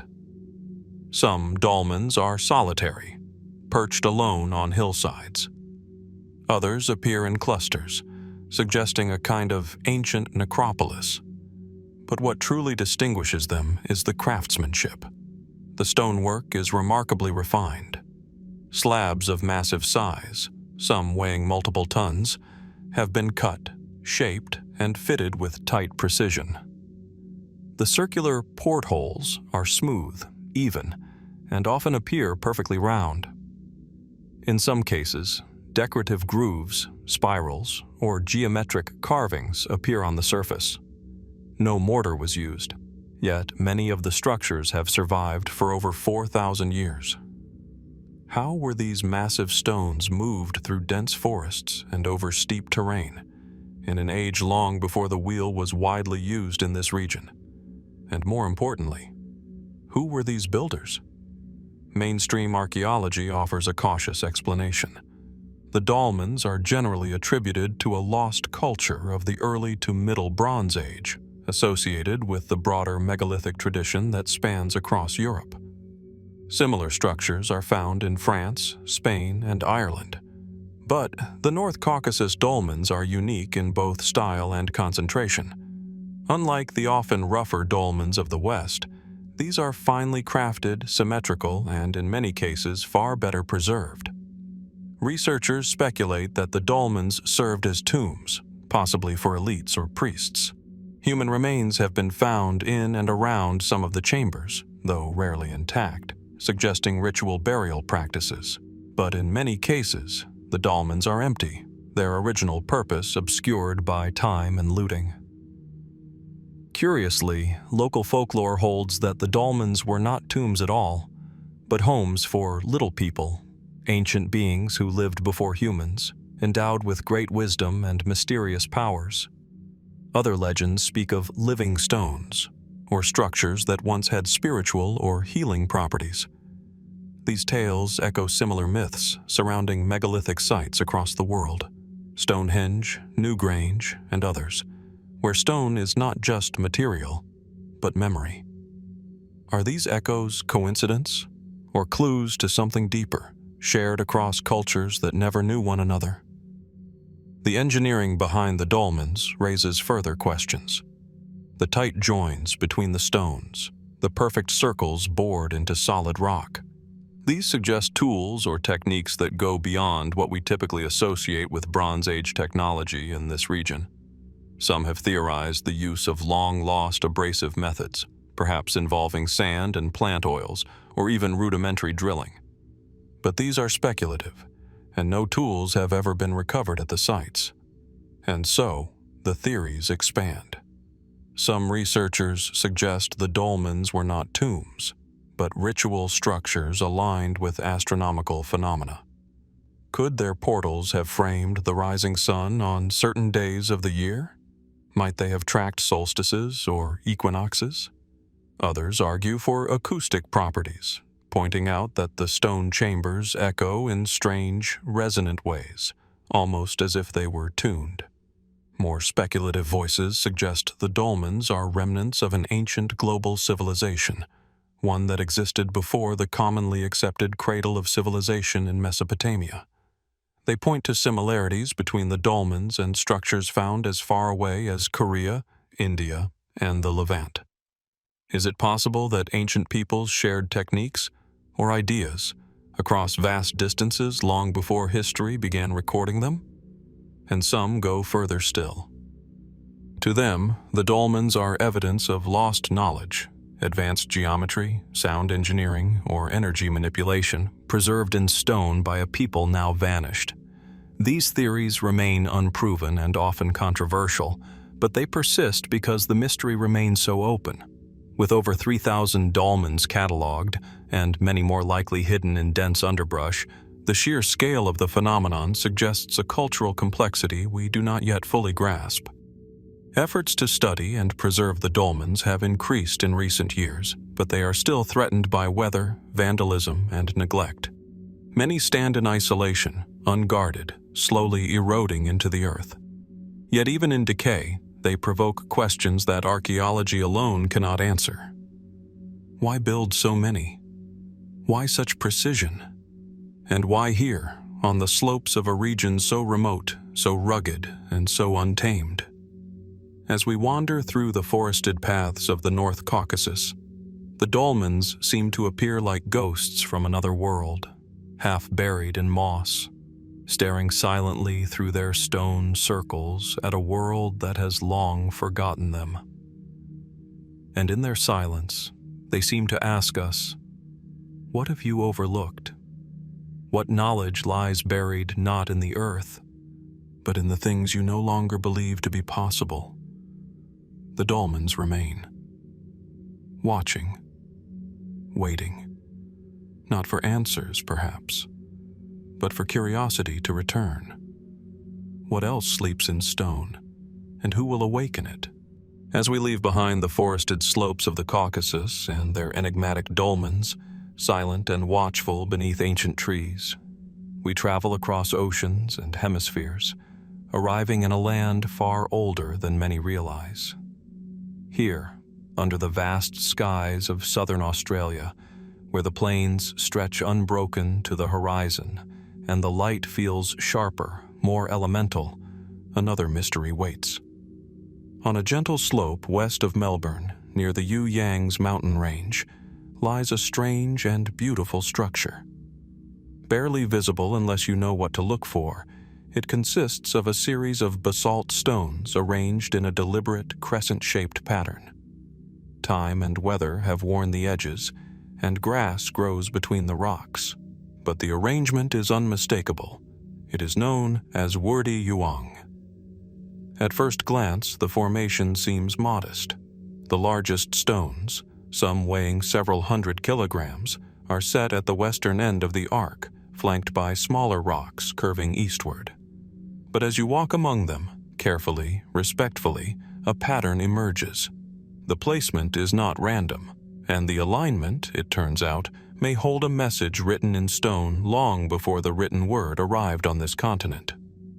Wurdi Youang has been attributed to the Wathaurong people, an indigenous group whose ancestral ties to this region stretch back tens of thousands of years.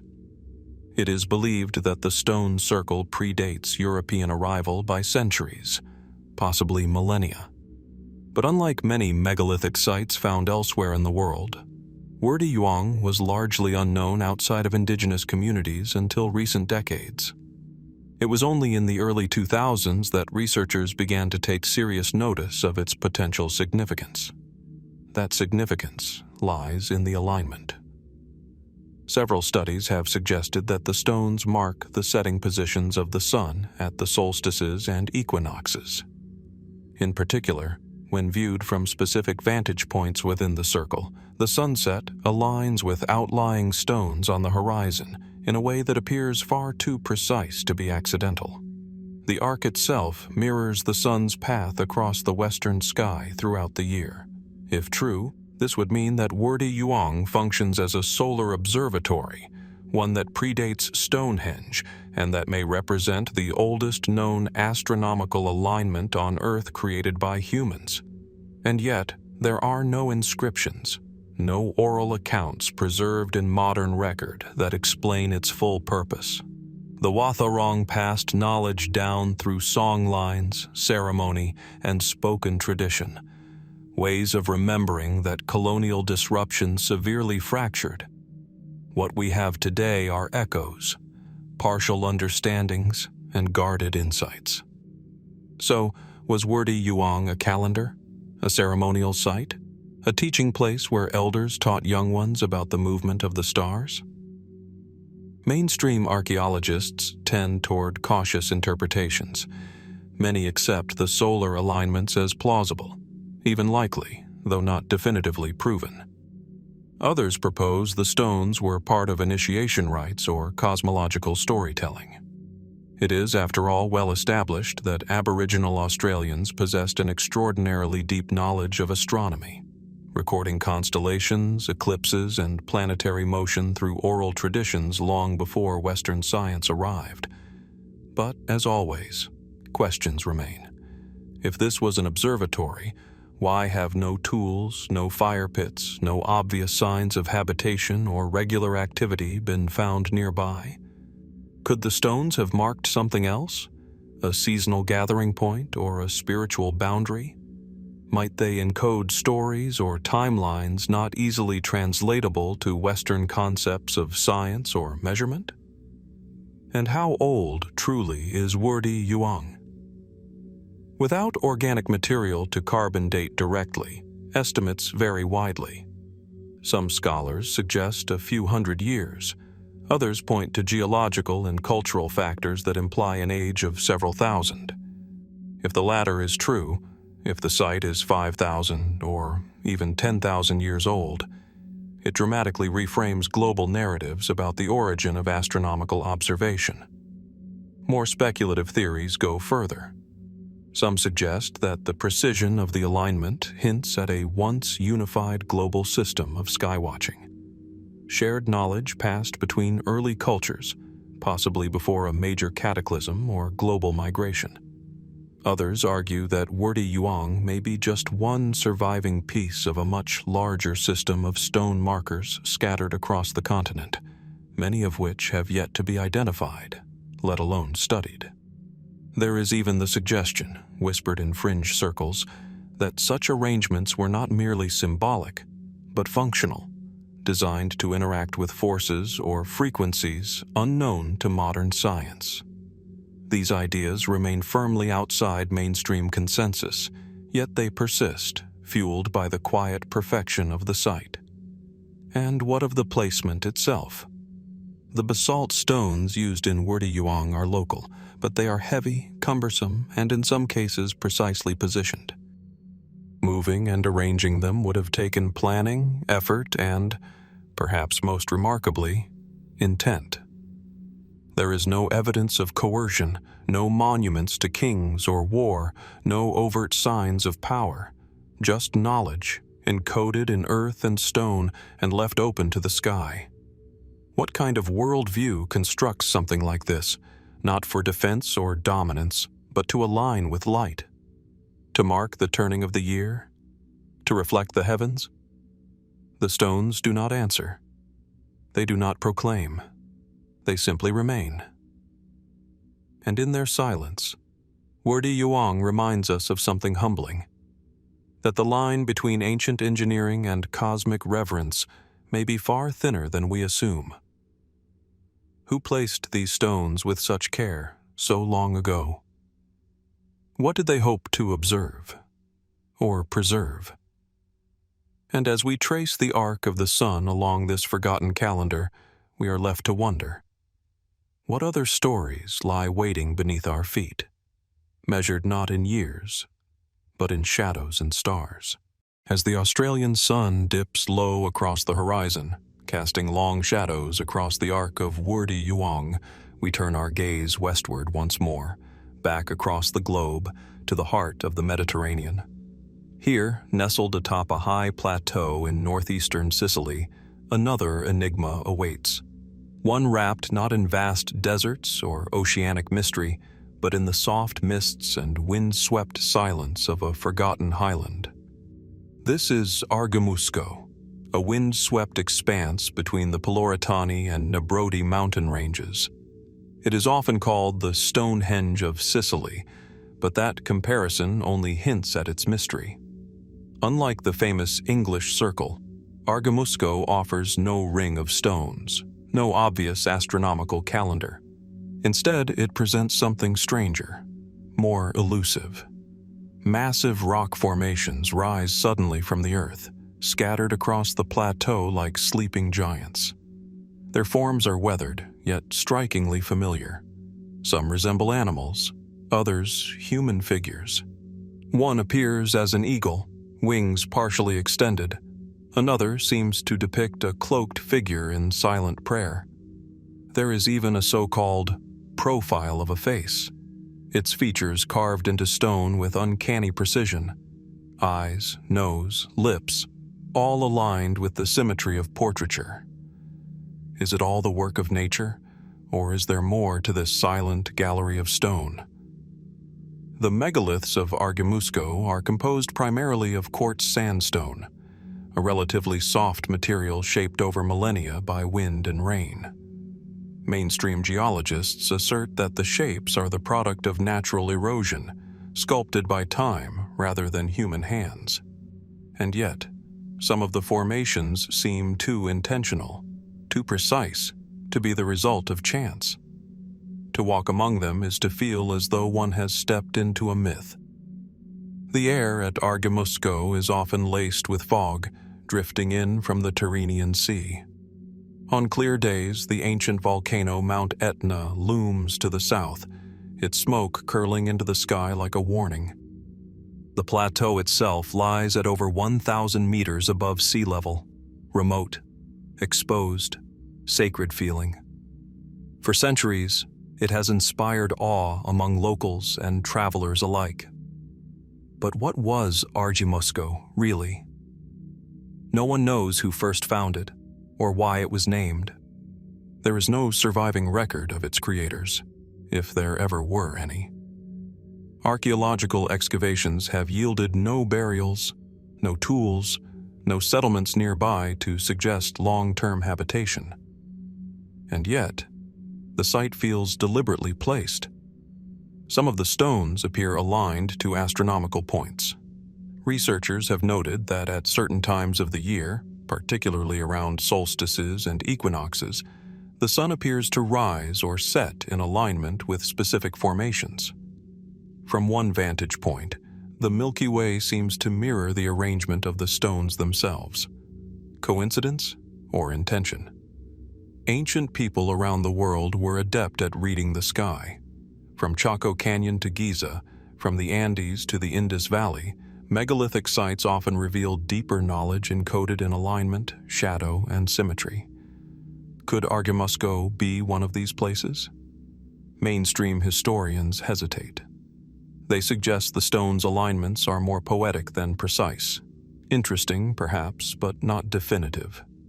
No artifacts, no inscriptions, no direct evidence connects the site to ritual or calendar use. And yet, the silence of the site only deepens the intrigue. Local folklore paints Argimusco in a different light. Some legends speak of it as a place of healing, where natural energies converge. Others say the rocks were used for ancient rites, worship of the moon, the stars, or the land itself. More speculative voices propose that the formations were shaped, or at least chosen, by an ancient civilization whose knowledge has been erased by time. Some go further still. Certain alternative theorists suggest that Argimusco was a kind of energy map, a terrestrial mirror of celestial forces. They point to the site's position along supposed ley lines, or Earth's energetic grid. Others note the presence of quartz in the stone, hinting at energetic properties once known to ancient shamans or builders. These ideas remain controversial, unsupported by empirical evidence, but they speak to something that lingers in the atmosphere of the place. Even skeptics agree, Argimusco feels different. It is not merely a geological curiosity, it is an experience. The way the light moves through the stones at dusk, the way the wind seems to hush when you stand at the foot of the praying figure. The uncanny way the profile of the face seems to change depending on your angle. Was this place chosen, not for what it was, but for what it looked like from a distance? Could ancient people have seen meaning in these natural forms, gathering here to observe, to honor, or simply to wonder? Or, more provocatively, did someone shape the raw stone to suggest these forms? Not by cutting or carving, but through subtle modification, the guiding of nature's hand by human intent? It is impossible to say. The evidence is thin, and the stone refuses to yield secrets. But perhaps that's what makes Argimusco so compelling. Unlike more famous megalithic sites, it does not shout its purpose. It whispers it, it hints, it waits. In the 21st century, efforts to study and preserve the site have grown. Tourists visit now, often drawn not just by curiosity, but by something deeper, a sense that the stones are watching, remembering, that they are more than just rocks, and the land more than just landscape.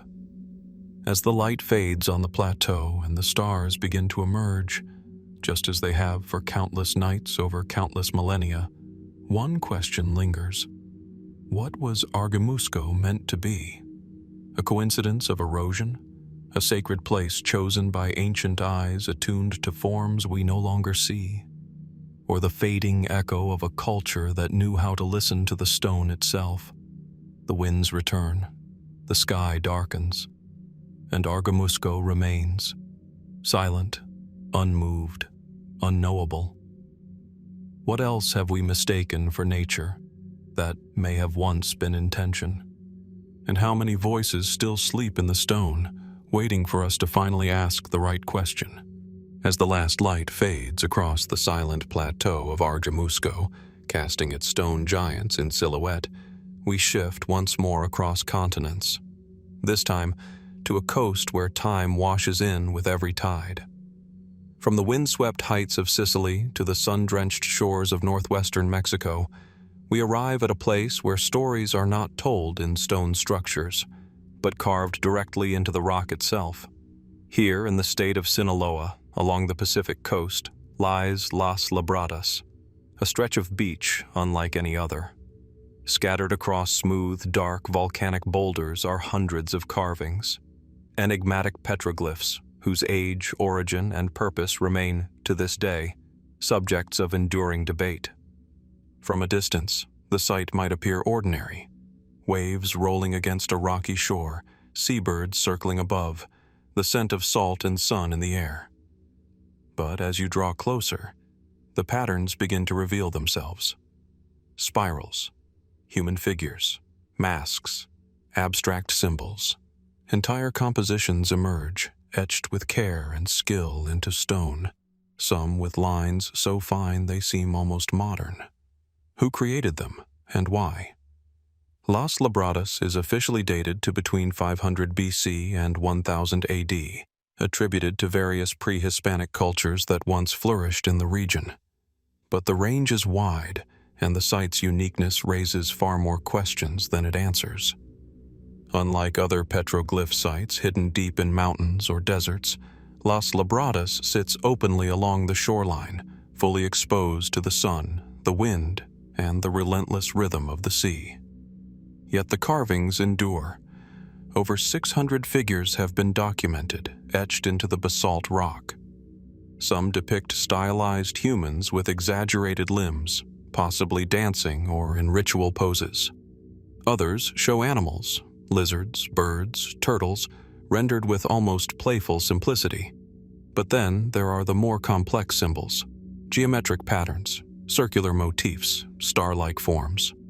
Some researchers have noted similarities to Mesoamerican glyphs, while others see something older, something perhaps more universal.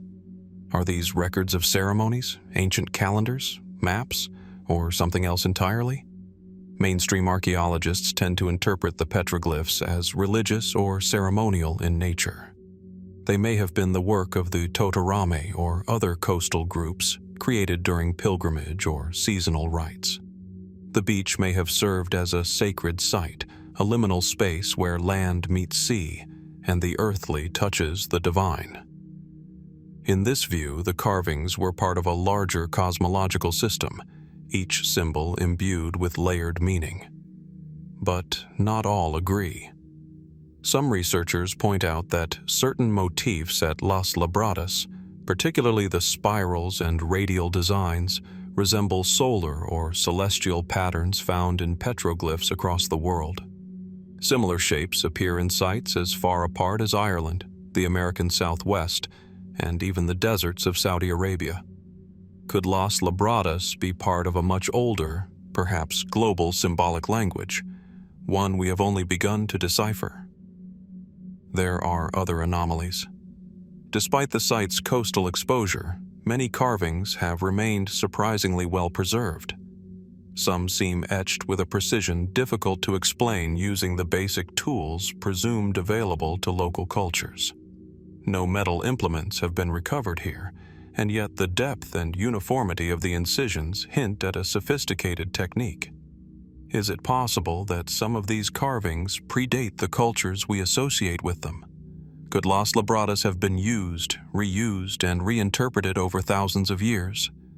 Some speculative theories even suggest the site is far older than officially acknowledged, perhaps stretching back to a time before recorded Mesoamerican history, to a period when rising sea levels reshaped coastlines and submerged other traces of habitation.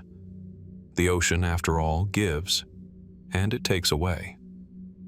One particularly compelling idea is that Las Labradas functioned as a form of proto-writing, a visual language that predates formal scripts but conveys meaning through recurring motifs.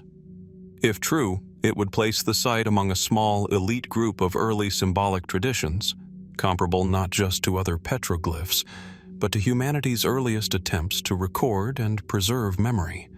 Still, others approach Las Labradas through a different lens, that of energy, resonance, and place. The beach, they say, hums with something, an ancient pulse, a forgotten purpose. Perhaps the site was chosen not just for its physical location, but for something deeper, an alignment of natural forces, a connection between land, water, and sky. These ideas remain fringe, and few researchers have explored them in depth. But even among more conventional voices, there is a quiet sense that Las Labradas resists easy classification. What is certain is this: the carvings speak to intent. They are not random, not idle markings made for passing amusement. Someone or many someones chose this place, chose these rocks, chose these forms, and chose to leave them here for the sea, the sun, and perhaps for us.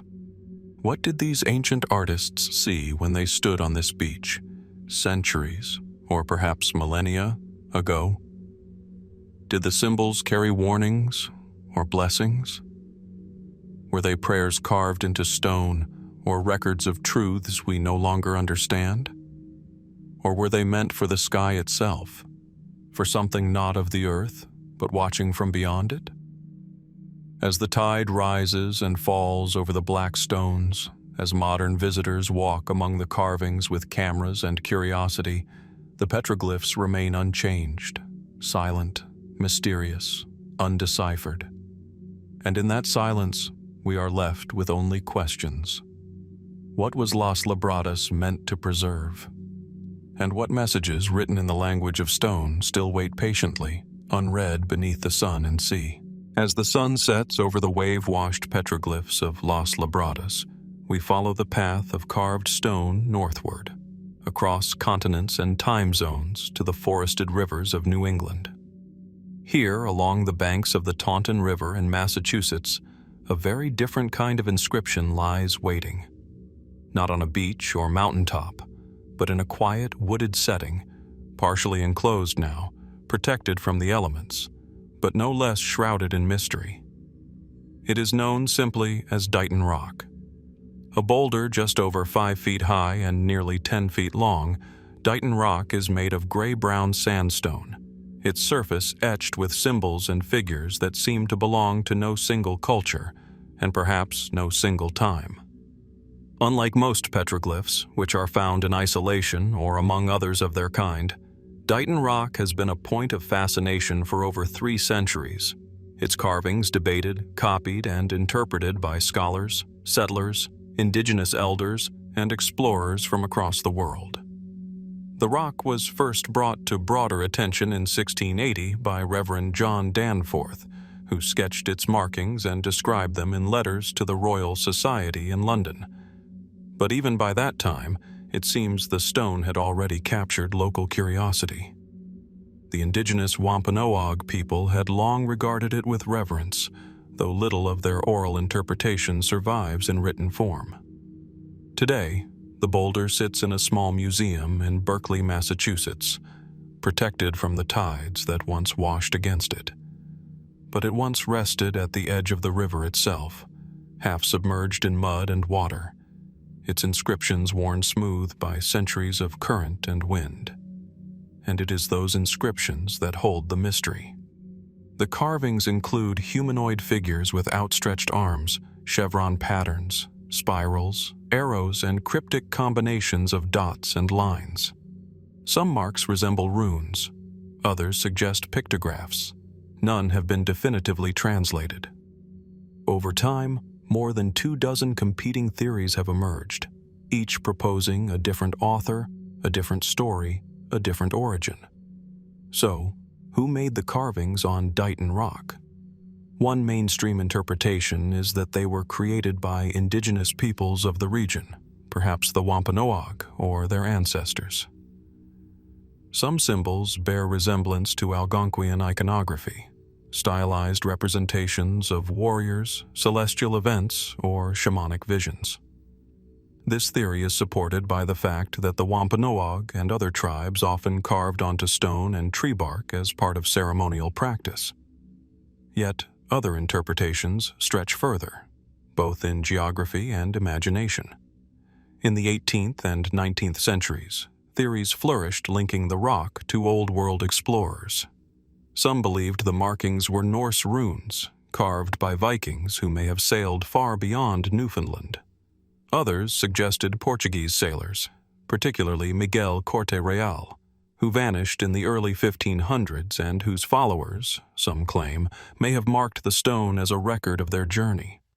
Still others believed the carvings to be the work of ancient Phoenicians, the Chinese, or even lost Israelites, each theory reflecting perhaps more about the era in which it emerged than the rock itself. In 1837, Danish scholar Carl Raffin published a detailed analysis proposing that the markings were indeed Norse, citing similarities to Scandinavian runic inscriptions, and suggesting that Leif Erikson's followers may have journeyed as far south as Massachusetts. The idea caught fire in the American imagination and lingered for decades. But was this scholarship or wishful thinking? Even today, the debate continues. Some researchers have analyzed the weathering of the engravings, attempting to estimate their age, but results remain inconclusive. Others have compared the symbols to maritime navigational systems, astronomical maps, or even early attempts at proto-writing. There's even a subset of fringe theorists who suggest the rock's markings may be pre-human, or at least not entirely human. They point to the precision of certain lines, the layered complexity of symbols, and the absence of a clear cultural fingerprint. One particularly speculative theory suggests that Dighton Rock may not be a record left by travelers, but for them, like a beacon or a message designed to be discovered only at the right time. Of course, these theories remain far outside academic consensus. What all interpretations agree on, however, is this: the Dighton Rock refuses easy answers. For all our technology, for all our attempts at categorization, the rock's meaning remains elusive, and perhaps that is what gives it power. Unlike written texts that proclaim or monuments that glorify, Dighton Rock invites. It invites curiosity, imagination, and humility. Its figures seem frozen mid-thought, half-remembered visions etched into stone by hands we cannot name. What did the carvers see when they made these marks along the riverbank? Were they recording a journey, mapping the stars, encoding myth? Were they claiming land, or asking for permission to stay? And what of the rock itself? Why this boulder, in this place? Standing before it, even now, there is a quiet sense of intention, of meaning that has slipped just beyond the grasp of time. The river still flows nearby. The trees still sway. But the language of the stone remains locked, its alphabet known only to those who are no longer here to speak it. Is the Dighton Rock a warning? A celebration? A legacy lost? Or is it something stranger still? A message not meant for us at all, but for a future we've yet to reach. The stone is silent. And yet, as with so many other ancient sites, its silence speaks volumes. In the end, Dighton Rock may be less about deciphering the past and more about understanding ourselves, how we interpret, how we project, how we seek meaning in the unknown. What other voices have we silenced because we do not know how to listen? And how many more stones, still half buried, are waiting to be heard? As the cold stone of Dighton fades into silence and questions, we now turn eastward, across the Pacific, beyond rivers and coastlines, to a land steeped in myth and sacred memory. Here, in the rugged heart of Japan's Shikoku Island, a mountain rises through the clouds like an ancient sentinel. Its peak is often hidden by mist, its slopes thick with forest and mystery. This is Mount Tsurugi, a name that translates to Sword Mountain, a place where legend and geology, faith and folklore converge. Mount Tsurugi is not Japan's tallest mountain, nor its most visited. Yet it commands a strange reverence. It has long been a site of pilgrimage, tied to the ancient Shinto belief that deities dwell in the natural world. For centuries, monks climbed its winding trails in pursuit of enlightenment, pausing to meditate beside sacred stones and moss-covered trees. But beneath this tranquil spirituality lies a much deeper and far stranger tale. It begins, as many mysteries do, with a discovery. In the early 20th century, a Japanese engineer named Kiyomaru Takeuchi began exploring the mountain after uncovering what he claimed were ancient documents handed down through his family. These texts, according to Takeuchi, hinted at something astonishing buried within Mount Tsurugi, a vast network of hidden chambers, sealed by stone and time, containing artifacts of incredible significance, perhaps even predating Japanese civilization itself. What he found, if anything, has never been fully revealed. But his expedition triggered a wave of curiosity and speculation that has not faded since. Takeuchi's reports suggested the existence of staircases carved deep into the bedrock, metallic objects embedded in the walls, and even complex stone arrangements that resembled early machinery. According to some versions of his account, the chambers led to a central hall sealed by an iron door, its purpose and contents unknown. These claims, while never fully verified, were not dismissed outright. Throughout the 1930s and 1940s, both Japanese and foreign researchers made attempts to investigate the mountain. Some believed Takeuchi's story pointed to an ancient tomb, possibly that of a lost emperor, a buried culture, or a figure from Japanese mythology. Others, more controversially, suggested that Mount Tsurugi might house relics of pre-Japanese origin, artifacts left behind by a forgotten civilization, or something else entirely. One persistent theory ties the mountain to the lost Ark of the Covenant.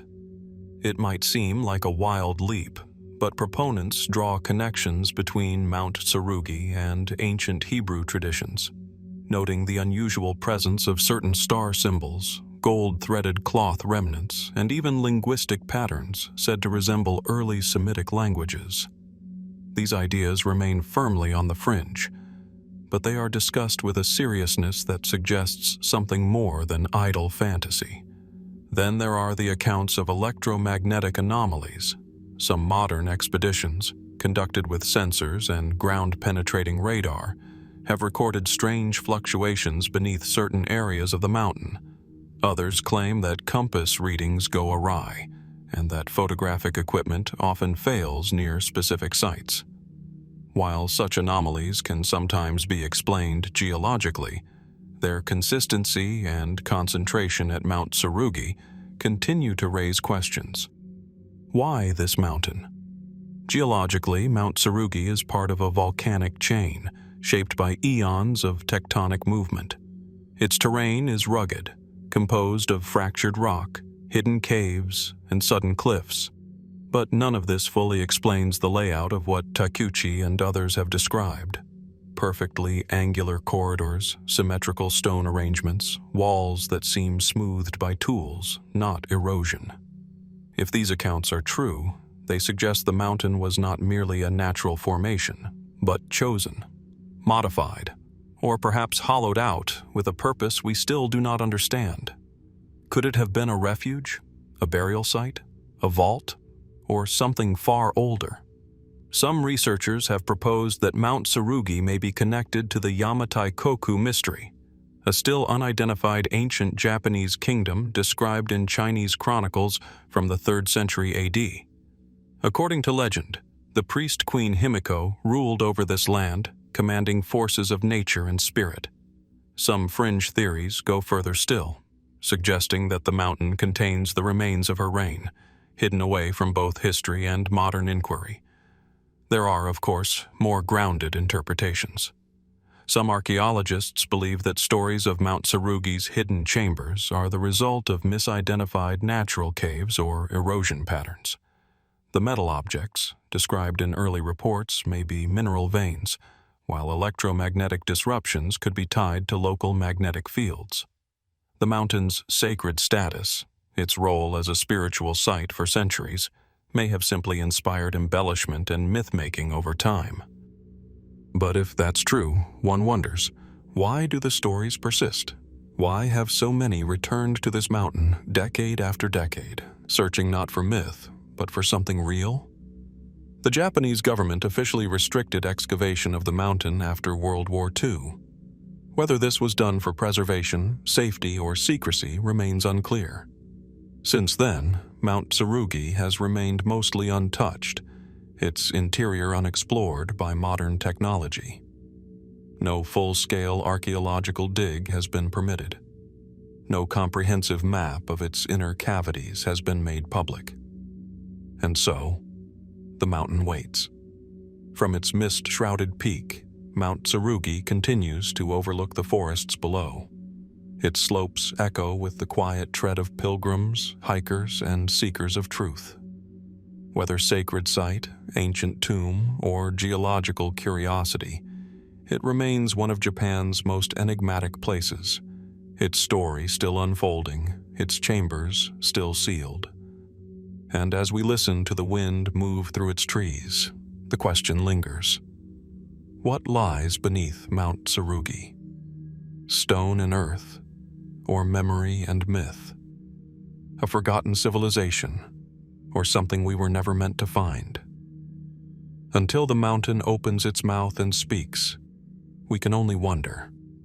And perhaps that is precisely the point. As mist still clings to the slopes of Mount Tsurugi, we descend from Japan's sacred peak, but we do not stray far. Just a few hundred kilometers to the west, in the quiet city of Takasago in Hyogo Prefecture, an object rests silently among the trees. It does not shout for attention. There are no grand gates, no sprawling ruins. And yet, it exerts a gravitational pull of its own, a stillness that stirs deep questions. This is Ishi-no-Hōden, or the Stone Treasure Hall, a single megalith suspended in a pool of water, seemingly floating. Carved entirely from solid granite, the object resembles a gigantic stone house, or perhaps a tomb, its shape geometric, deliberate. It measures nearly 6.5 meters in length and rises over 5 meters in height. Its sides are smooth, its corners sharply cut. No inscriptions grace its surface. No tool marks betray the hand that shaped it. It is, at once, unmistakably artificial and disturbingly enigmatic. What was its purpose? Who made it? And, perhaps most curiously, how? Unlike many megalithic sites across the world, Ishi-no-Hōden is not part of a ruin or larger temple complex. It stands alone, isolated, as though it had been lifted from another place and lowered gently into this quiet grove. Local legend ties the stone to Shinto lore, identifying it as the dwelling place of a kami, a divine spirit. A small shrine has been built nearby in reverence, and the water surrounding the stone is said to be sacred. From a religious perspective, this is enough. The stone is holy, inhabited. It simply is. But for archaeologists, engineers, and those drawn to the unexplained, Ishi-no-Hōden invites deeper inquiry. Despite its simplicity of form, the logistics behind its creation are anything but simple. The entire structure was carved, seamlessly, from a single piece of bedrock. It is not a block that was cut and moved. Rather, it was sculpted from the stone of the mountain itself, left behind while the surrounding rock was removed. The result is a monolithic negative space, a void chiseled with precision and intent. But to what end? Mainstream scholars suggest that Ishi-no-Hōden may have been an unfinished tomb from the Kofun period, roughly between the 3rd and 6th centuries AD. Its shape bears some resemblance to stone sarcophagi or burial chambers of that era.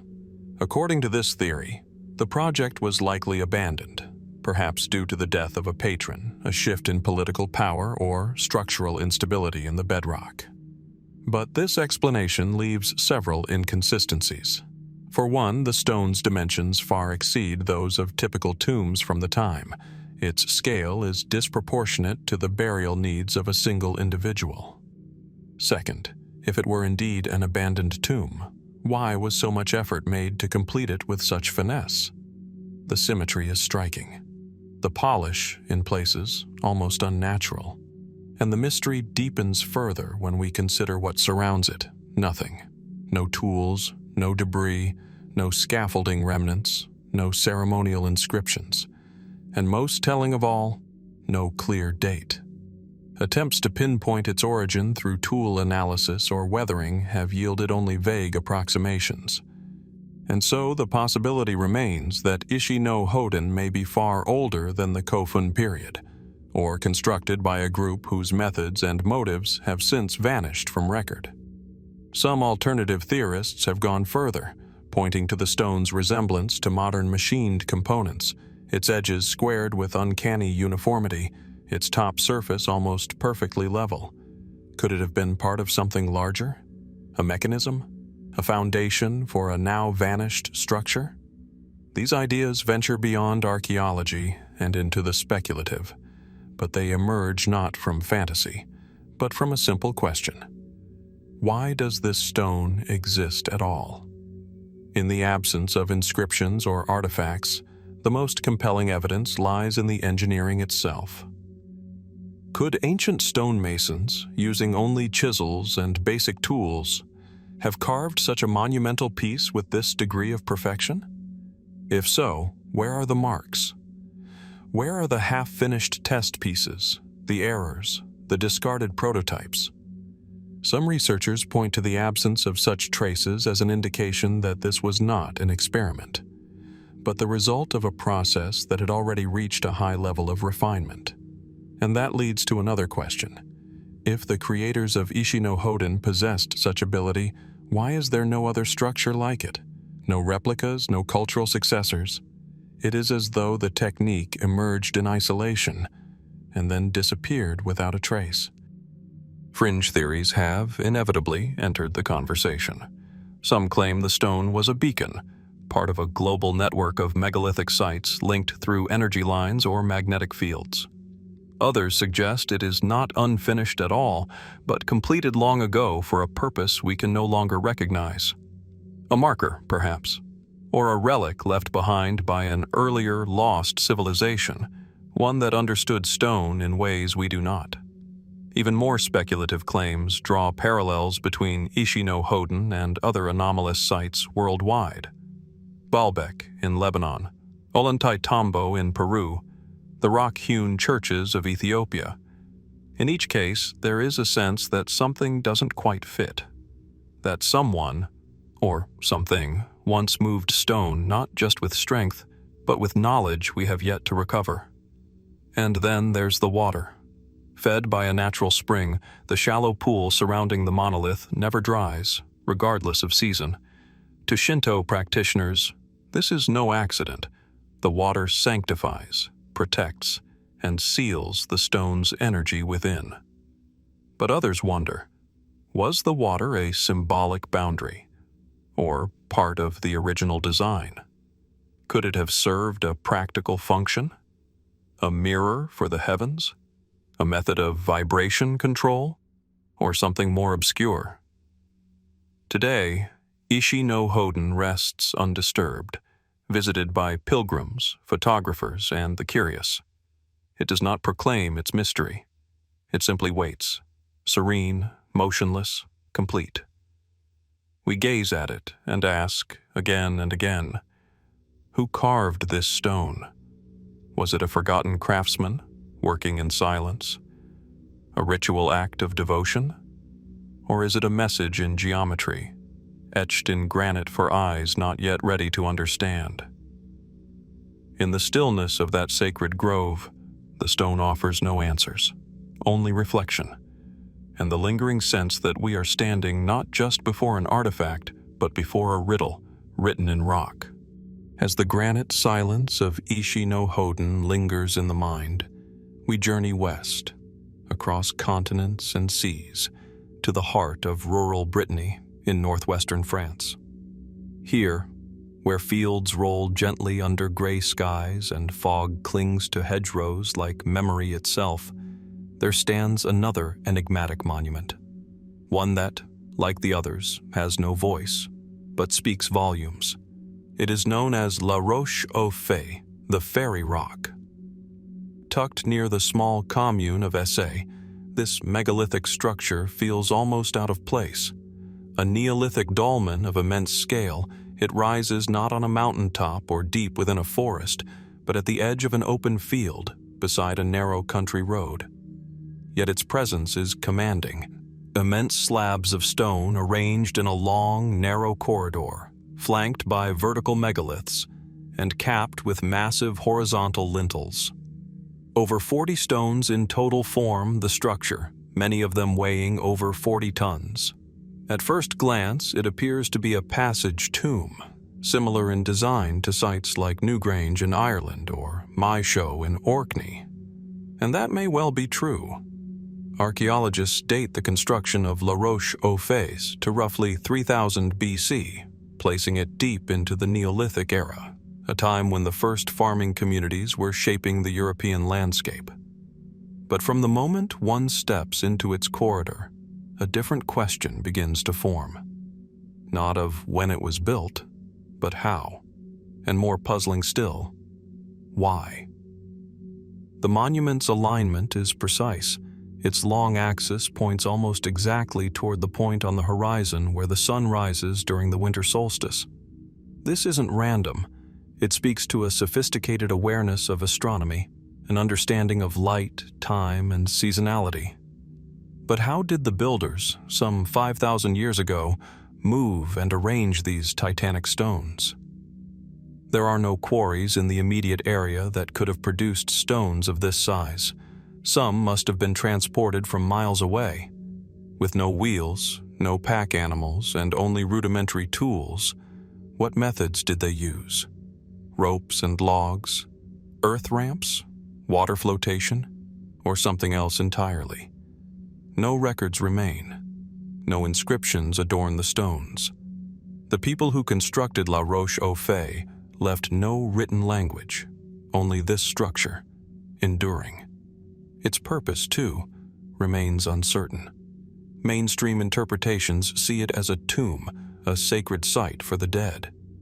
Yet, curiously, no human remains have ever been definitively recovered from its chambers.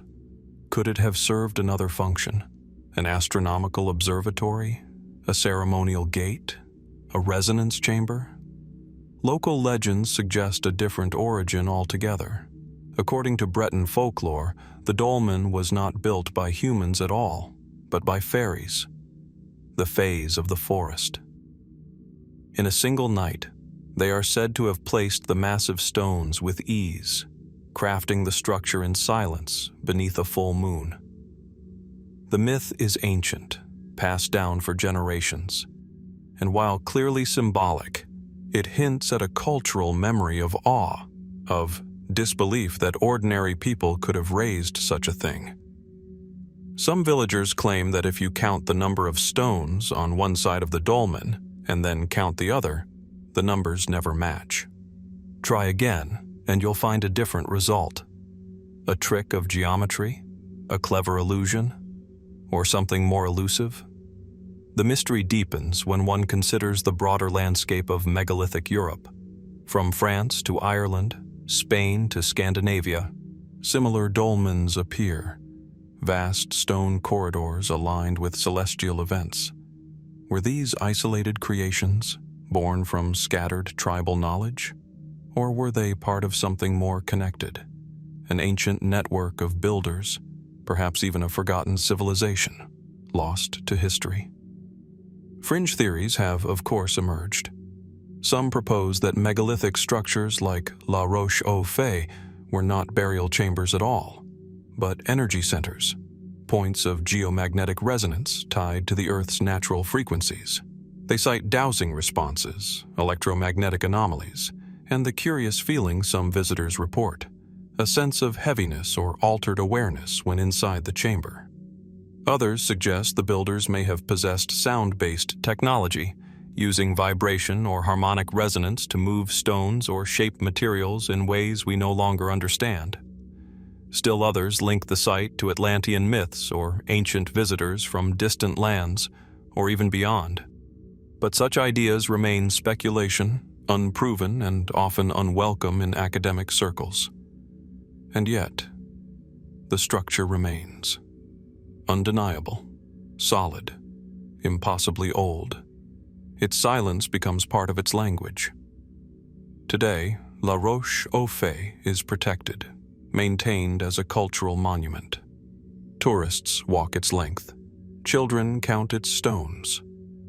On the morning of the winter solstice, a thin stream of sunlight pierces its entrance, touching the back wall like a quiet heartbeat across millennia. But for all its exposure, it has not been solved. Why was it aligned so carefully to the sun? Why this location? Why this size? And most haunting of all, what happened to the knowledge that made its construction possible? Was it lost? Forgotten? Or was it never ours to begin with? The fields around the dolmen remain calm. Wind rustles through hedges. Birds call overhead. And beneath that quiet sky, the stones endure. They do not answer our questions. They invite them. And as we leave this ancient corridor of stone behind, one can't help but wonder, did we build this? Or are we only its latest witnesses? From the misty dolmen fields of Brittany, where folklore and stone intertwine, we journey southeast, across the Ligurian Sea, into the heart of central Italy. Here, perched quietly on a hilltop in the province of Frosinone, stands the ancient town of Alatri. At first glance, it's a typical Italian settlement. Sun-drenched roofs, cobbled alleys, and the hum of everyday life. But just beneath its surface, both literally and historically, something far older waits. Massive walls, monumental stones, cyclopean in scale. They rise silently along the town's perimeter, enfolding Alatri's acropolis in an embrace of limestone blocks, some weighing tens of tons. These are no ordinary stones. They are fitted with such precision that not even a blade of grass can slip between them. No mortar binds them. No chisel marks betray their crafting. They seem placed, as if the rock itself had grown into the shape of a wall. This is the megalithic wall of Alatri, known as Mura Polygonali, polygonal masonry that defies simple explanation. Who built these walls, and how? Mainstream archaeology attributes them to the Italic peoples, particularly the Volsci or Latins, sometime around the 7th or 6th century BC. According to this view, they were fortifications, impressive for their time, yes, but ultimately a part of the well-understood evolution of pre-Roman construction. The Romans, it said, inherited and improved upon this style, eventually phasing it out in favor of their famed rectangular blocks and mortar-bound stonework. But there's a problem with this timeline, one that grows more obvious the closer one looks. The style seen in Alatri does not resemble typical Roman construction at all, nor does it bear the hallmark of Iron Age methods. Instead, it resembles other megalithic sites scattered across the Mediterranean and beyond. The walls of Sacsayhuaman in Peru, the foundations of Mycenae, or the mysterious blocks of Baalbek in Lebanon. In each case, the stones are polygonal, irregular in shape but fitted together with uncanny precision, forming a structure that is both earthquake-resistant and timeless. How were such stones moved into place? How were they carved to fit with such exactitude without metal tools, cranes, or industrial cutting equipment? There are no records, no inscriptions, no scaffolds or quarries with half-finished blocks, just the walls themselves, whispering of lost methods. In Alatri, the mystery deepens with geometry. The Acropolis, the upper part of the city enclosed by the oldest walls, is not randomly arranged. Its six-sided plan appears to follow precise mathematical relationships. Scholars and independent researchers alike have noted that the layout seems aligned to cardinal directions, solstices, and possibly even stellar references.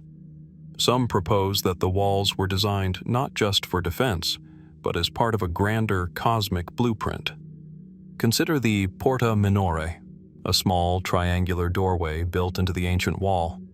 It appears almost symbolic, too small for practical passage, yet too precise to be accidental. Above it, 3 small niches are cut into the stone. A triangle of 3 niches, 3 isosceles points forming a motif found in ancient sites far and wide. What does it represent? A constellation? A religious trinity? Or something else entirely? Even more curious is the fact that such walls, massive, labor-intensive, and technically sophisticated, simply stopped being built. If the Volsci or Latins possessed the knowledge to construct these marvels, why did they abandon the method? Why revert to simpler, cruder forms in subsequent centuries? Some fringe theorists argue the answer lies in chronology, that these megalithic walls may predate not only Rome, but the Italic tribes themselves, that they are remnants of a much older civilization, one whose identity, language, and technology have long since vanished beneath layers of dust and conquest. Is it possible that the megalithic wall was not the start of a building tradition, but its final whisper? Other researchers speculate on more esoteric ideas, that the builders may have understood subtle forces, magnetism, acoustic resonance, even geomantic energy, that allowed them to shape and move stone in ways we no longer comprehend. They point to the unique acoustic qualities of the inner spaces, or to the way the limestone seems to glow under certain conditions, suggesting piezoelectric effects. Still others suggest cultural contact with ancient seafaring civilizations, traders or priest-engineers who may have passed through the Mediterranean millennia before recorded history, leaving their fingerprints in stone as they went. Could Alatri be one of many such fingerprints? As you walk beside the walls, it becomes harder to dismiss the question. The stones are worn, yes, weathered by centuries of wind and rain, but they have not crumbled. Their edges remain clear. Their placement remains unshaken. Even earthquakes, common in this part of Italy, have done little to disturb their formation. Locals speak of the walls with quiet reverence, and stories persist, of energies felt while walking the perimeter, of dreams that come more vividly within its bounds. Perhaps these are legends, perhaps something more. But whatever their source, they echo a deep truth, that these stones are not simply old, they are other. They do not fit easily into our histories, nor do they ask to. They remain, imposing, silent, unyielding. We may never know who first set them in place, whether they were made by the hands of forgotten ancestors or by a culture entirely erased. But the walls of Alatri invite us to remember that not everything ancient is understood, and not every answer lies within reach. So we ask once more, were these walls merely fortifications, or messages carved in stone for those yet to understand them? As we leave behind the massive limestone stones of Alatri, shaped and fitted with precision in the heart of Italy, we now cross the globe to a land defined by wild landscapes and ancient stories, New Zealand. Here, at the southern edge of Lake Taupo, the air grows colder, the forests thicken, and the mountains rise in dark silhouettes. This is the Kaimanawa Range, home to one of New Zealand's most enigmatic and debated structures. Nestled near the roadside, half obscured by native bush, lies the Kaimanawa Wall. To a passerby, it may seem unremarkable, a natural outcrop perhaps, a weathered formation of volcanic rock like so many others in this geologically dynamic land. But look closer. and something feels different. The wall appears composed of large stone blocks, rectangular in shape, stacked in horizontal layers. The faces are flat, almost unnaturally so. The joints between stones are clean and precise, suggesting not randomness, but design. There is no mortar, no tool marks, no inscription, just the stones, measuring over 2 meters in height and stretching horizontally beneath a blanket of moss and thyme. Mainstream geology offers a clear explanation. According to New Zealand's Department of Conservation, the formation is a natural one, an ignimbrite outcrop formed by volcanic processes thousands of years ago. The flat faces and right angles, they argue, are the result of natural fracturing as hot ash settled and cooled into stone. But those who have stood before the wall, those who have run their fingers along its edges and tried to slide a blade between its seams, are not always convinced. Could nature really produce something so geometric? The question sparked public intrigue in the 1990s, when alternative researchers and local observers began to speculate that the Kaimanawa Wall might not be natural at all, but artificial. Some suggest it could be the remnants of a megalithic structure, created long before the Maori arrived in New Zealand. If true, such a notion would radically shift the accepted timeline of human presence in the region. The Maori, Polynesian seafarers who arrived in Aotearoa around the 13th century AD, hold oral traditions that speak of earlier inhabitants, beings known as the Patupaerehe. Described as pale-skinned, elusive, and possessing knowledge of the land and forest, these mysterious people are often linked to sacred places and ancient constructions. Are these just mythological beings, or distant memories of an older culture, long vanished? Those who entertain this possibility point to the scale and symmetry of the wall and to what they perceive as a purposeful design. They argue that the stones resemble similar megalithic structures found in other parts of the world, walls in Peru, in Japan, even in the Mediterranean. And they ask, why here? Why at this specific elevation, far from known Maori settlements or ceremonial grounds? Skeptics, of course, push back. They point to the geology of the region, particularly the widespread ignimbrite deposits, which are known to fracture in regular block-like patterns. They note the lack of artifacts or cultural material in the area and the absence of any credible archaeological evidence of pre-Maori civilizations in New Zealand. Still, the debate lingers. In the 1990s, the New Zealand Army was called in to survey the site. Their report concluded that the wall was indeed a natural formation. Yet critics argue the analysis was superficial, that no full-scale excavation, no in-depth study of the surrounding area, and no peer-reviewed research has ever truly settled the matter. The question remains suspended between disciplines, between the certainty of science and the pull of possibility. If the Kaimanawa Wall is artificial, then who built it? And when? New Zealand, unlike other parts of the world, lacks a deep archaeological record of ancient stone architecture. There are no known ruins akin to the pyramids, no dolmens, no temples.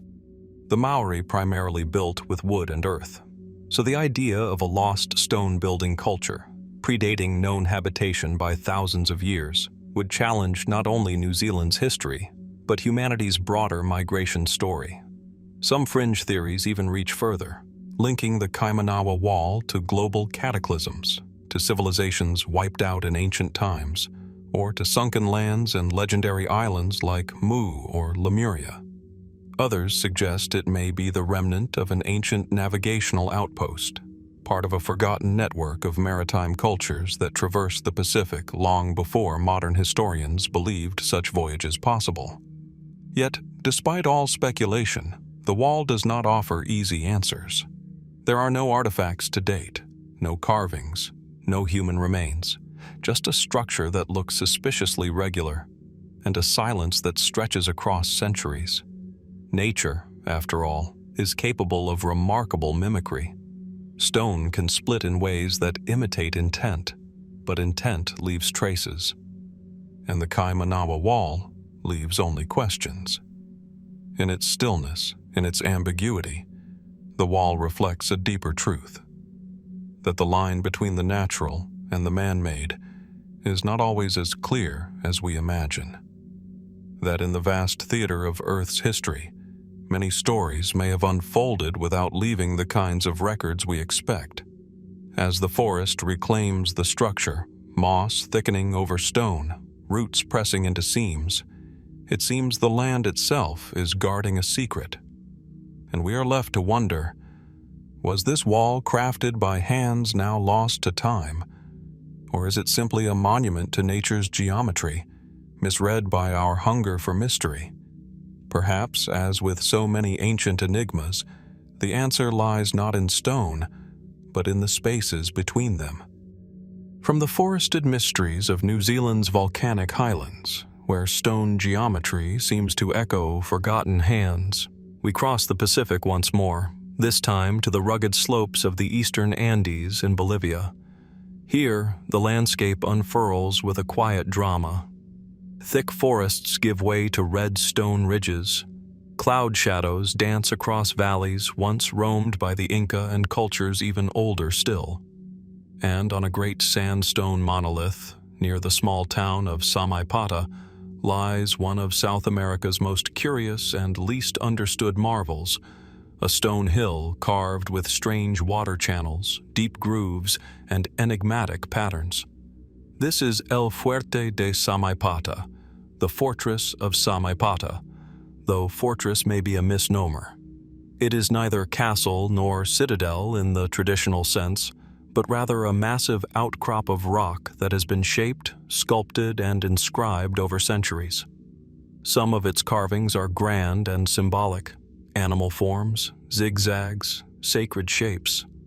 But what draws the most enduring attention are the carved water channels, meandering, smooth-lined grooves that snake across the surface with hypnotic elegance. To stand before them is to enter a different kind of space. The channels do not seem random. Some run parallel, while others arc and intersect like tributaries of an ancient map. They appear engineered, but for what purpose? Were they purely functional, designed to manage rainwater or direct flow for ceremonial purification? Or were they symbolic, mirroring rivers of the heavens, tracing energy across the living rock? Mainstream archaeology offers cautious interpretations. The site is generally attributed to the Chain people, a pre-Inca culture that flourished in the region before being absorbed by the expanding Inca Empire. The Incas themselves later repurposed the site, carving additional elements and likely using it as a religious or administrative center. Water, they suggest, may have played a ritual role. The grooves could have served in ceremonies dedicated to the earth goddess Pachamama, with water flowing over sacred lines to purify the space or channel divine energy. But the channel's size, placement, and precision remain difficult to explain. Some run the length of the rock, while others cut across it in patterns that suggest not haphazard erosion, but careful, intentional design. In places, the channels begin or end in strange pits or basins, shallow depressions that may have once held offerings, or something more. How, one might ask, did the Chain or Inca carve these so deeply into a stone so dense, without iron tools, without modern surveying instruments? The sandstone itself, while softer than granite, still resists crude shaping. The curves are graceful, the lines unwavering. It's as if the rock were once soft clay, shaped by unseen hands with a plan we no longer understand. Some researchers have pointed out that no tools have ever been found at the site. No chisels, no grinding stones. There are also no inscriptions that might explain the purpose of the channels. The site bears no hieroglyphs, no glyphic narrative. It speaks in form alone. This silence has left room for alternative voices. Some theorists suggest the channels served as part of a hydraulic network, an advanced system that harnessed water not just for ritual but for energy. In this view, the stone itself may have had piezoelectric or acoustic properties, activated or amplified by flowing water. Could the ancients have known of such properties, used vibration, resonance, or even magnetism as part of their spiritual or technological practices? Others suggest astronomical alignment, that the channels, like the Nazca lines to the west, may encode celestial relationships. That water, flowing like starlight across the stone, mirrored the Milky Way or followed the sun's seasonal arc. A sacred mirror, earth reflecting sky. More fringe theories go further still. Some propose the site is far older than the Inca or Chain, possibly dating back to a lost civilization predating the great cultures of the Andes, a remnant of something whose memory survived only in myth and symbol. Others hint at ancient contact, visitors from across oceans or even beyond our world who left knowledge encoded in stone long before recorded time. But again, there is no definitive evidence to confirm or deny such claims. What is certain is this: the site was deeply important to those who shaped it. The labor involved in carving such precise channels over such a vast surface would have required years of dedication. This was no idle work, no accidental wear from rain or footsteps. It was crafted with intention, whether religious, scientific, or something in between. And there are other questions still. Why does the site seem to deliberately resist categorization? Part temple, part observatory, part sculpture, part enigma. Why is it perched so prominently on a high ridge, visible for miles, yet largely forgotten in the broader narratives of ancient architecture? Why have so few comparative sites been found? There is little in the Andes, or the world, that resembles Samaipata's combination of monumentality and fluid design. It stands alone, a singular artifact from a culture that left no written record and few clues. Even today, as local guides lead travelers across the red stone, the channels glint in the sun like veins of silver. Rainwater still traces their paths, as it did centuries ago, flowing over a mystery that time has not erased. And perhaps that's what makes Samaipata so compelling. Unlike structures built to last through conquest and empire, the carved channels speak to something more intimate. A relationship between people and stone, between earth and water, between what can be shaped and what can't quite be understood. So we ask, were these lines carved for gods, for stars, or for reasons we've yet to imagine? And what echoes still ripple through the channels, waiting to be heard again? As rainwater flows gently through the stone-cut veins of Samaipata, weaving history into the living earth, we journey east, across oceans and islands, to the highlands of the Philippines. Here, where clouds drift low over emerald peaks and mist clings to the morning air, we find another marvel shaped by human hands, or so we believe. Carved into the Cordillera Mountains of northern Luzon are the Banaue rice terraces, a staggered stairway of verdant green that cascades down the slopes like a living sculpture. They are breathtaking. Layer upon layer of hand-cut terraces, each reinforced by stone or mud walls, following the contours of the mountains with almost mathematical precision. In the shifting light, they shimmer with the subtle rhythm of wind, water, and time. To stand among them is to stand at the intersection of nature and intention. Here, in the thin air, surrounded by towering peaks, the landscape itself becomes a canvas, shaped not with brush or chisel, but with generations of effort, knowledge, and perhaps something more elusive. According to prevailing historical accounts, these terraces were built over 2,000 years ago by the Ifugao people, an indigenous group known for their deep spiritual connection to the land. Without the aid of modern machinery, or even metal tools, the Ifugao are said to have transformed these steep, forested mountains into one of the most extensive and sophisticated agricultural systems in the ancient world. Water management was critical. Ingenious irrigation channels were carved into the mountainsides, guiding fresh spring water from highland forests into the terraces. The system remains functional to this day, defying erosion, earthquakes, and centuries of change. This enduring feat of engineering led many to call the terraces the eighth wonder of the world. But as with so many monumental creations of the ancient past, questions arise. How exactly were these terraces built? How did a relatively isolated mountain culture develop such precise hydrological systems? How were measurements made, levels maintained, across such vast and uneven terrain?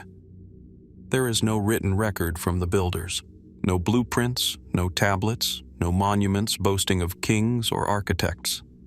The terraces simply exist, immense, intricate, and largely anonymous. And then there's the question of time. Some modern researchers argue that the 2,000-year estimate may not be accurate. Radiocarbon dating from nearby sites suggests that large-scale wet rice cultivation in the region may have started as late as 800 to 1,000 years ago, much more recent than previously thought.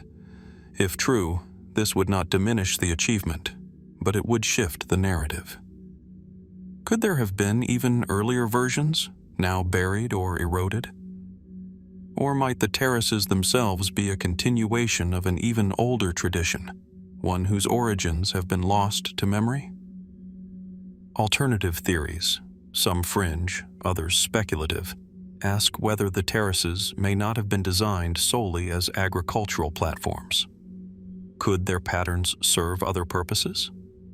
Some note that from above, the terraces resemble topographical maps, each curve and basin echoing the flow of water, energy, even movement of celestial bodies. Were these terraces also calendars? Ceremonial landscapes? Could they have encoded astronomical knowledge, like other megalithic structures around the world? Others point to the symbolic dimension of the terraces. For the Ifugao, the land is alive. Spirits dwell in the stones, the trees, the waters. Every act of planting and harvesting is a ritual. The rice terraces are not just fields. They are sacred spaces, offerings to ancestral gods, expressions of harmony between humans and the natural world. But if that is true, then we must ask, what deeper knowledge did the builders possess? Knowledge of seasons, soil, geology, yes, but perhaps also of something more abstract. A sensitivity to flow, to balance, to the subtle rhythms that modern science is only beginning to understand. Is it possible that the terraces are more than the sum of their parts? That, like stone circles or ancient temples, they encode ways of thinking that transcend agriculture. Then there is the oral history. Some local legends speak of the terraces being built not in slow generations, but in a single era, led by powerful ancestors, possibly giants or semi-divine beings, whose skills have since vanished. These are not stories found in textbooks, yet they persist. In hushed tones, in sacred rituals, in the margins of history. Mainstream scholarship often dismisses such tales as myth, but myths, as we've seen time and again, have a strange tendency to preserve truths beneath their symbols. What if the Banaue rice terraces are part of something larger? Not just an isolated feat of engineering, but a node in a global pattern, monuments of unknown origin, standing where they should not, designed with knowledge we don't fully grasp. From the Andes to the Himalayas, from Easter Island to Southeast Asia, ancient peoples have shaped their mountains with uncanny skill. Why? What were they trying to align with or preserve? And why do these places still speak to us, not with words, but with the sheer force of their presence? In Banaue, the terraces continue to function. Farmers still tend them, using methods passed down through generations. but erosion and modernization pose threats. Every year, some steps disappear, and with them, pieces of the past. The mystery is not just how they were built, it is what they mean, what they were meant to be, and whether we still have the eyes and patience to understand them. So we ask, once again, were these terraces merely tools for survival, or did they serve as bridges between earth and sky, past and present, human and divine? And more urgently, what wisdom lies hidden in these ancient stairways of green, waiting to rise once more through the mists of time? From the carved green stairways of the Philippine highlands, where earth and sky meet in quiet symphony, we now travel to the wind-swept countryside of southern England. The trees thin, the air cools, and in the heart of Wiltshire, rising unexpectedly from a field of wild grasses and ancient paths, stands one of the most enigmatic structures in the prehistoric world, Silbury Hill. It is an earthen mound, smooth and symmetrical, its shape almost too perfect to be natural. Rising some 130 feet from the flat plain, Silbury Hill is the largest artificial mound in Europe, and one of the largest anywhere in the world. It dwarfs most pyramids in mass and volume, yet holds no tomb, no known burial, no treasure. No inscriptions adorn its surface. It speaks only through its silence. At first glance, it seems deceptively simple. A great hill of chalk and soil, carefully constructed in layered stages. But then, the questions begin. Who built it? Why? And perhaps most haunting of all, how? Mainstream archaeology dates Silbury Hill to around 2400 BC, placing it in the late Neolithic period. Radiocarbon analysis of organic materials within the mound supports this estimate. It was built in phases over generations, using primitive tools, antler picks, wooden shovels, woven baskets. But the sheer scale of the project is staggering. By some estimates, it would have required 250,000 man-days to complete, an enormous investment of time and labor, for a structure with no clear function. It is not a fort, it is not a grave, it is not a shelter. So what is it? One theory posits that Silbury Hill was a ceremonial platform, perhaps used in rituals connected to the sky, the sun, or the stars. Its placement near other ancient sites, including Avebury Stone Circle and the mysterious West Kennet Long Barrow, suggests it may have formed part of a sacred landscape, aligned to celestial or seasonal markers. But if so, what exactly were these people observing? Was the hill a place to watch the solstice sunrise, a center for pilgrimage? Or was it symbolic, meant not to be climbed but simply to exist, a marker of cosmic significance? From the air, Silbury Hill's form is uncanny. A near-perfect cone, it dominates the landscape without explaining itself. There are no comparable structures in prehistoric Britain. Nothing quite like it exists in any other Neolithic culture. It is an outlier, a riddle in soil. And then there is the construction itself. The hill's builders began by creating a small gravel mound, perhaps as a prototype or a spiritual core. Around this, successive layers of chalk and clay were added, each carefully packed, shaped, and reinforced. Ditches were dug and filled. Platforms were laid. Some layers appear to have been deliberately moistened with water, creating a stable but pliable foundation. Knowledge one might not expect from a prehistoric society. Modern excavations have revealed an astonishing level of engineering sophistication. Soil analysis shows that different materials were sourced from various locations, requiring organized labor and detailed planning. There is no randomness here. Every phase seems calculated. And yet, no artifacts, no carvings, no bones. Just earth, shaped with unimaginable care, left without explanation.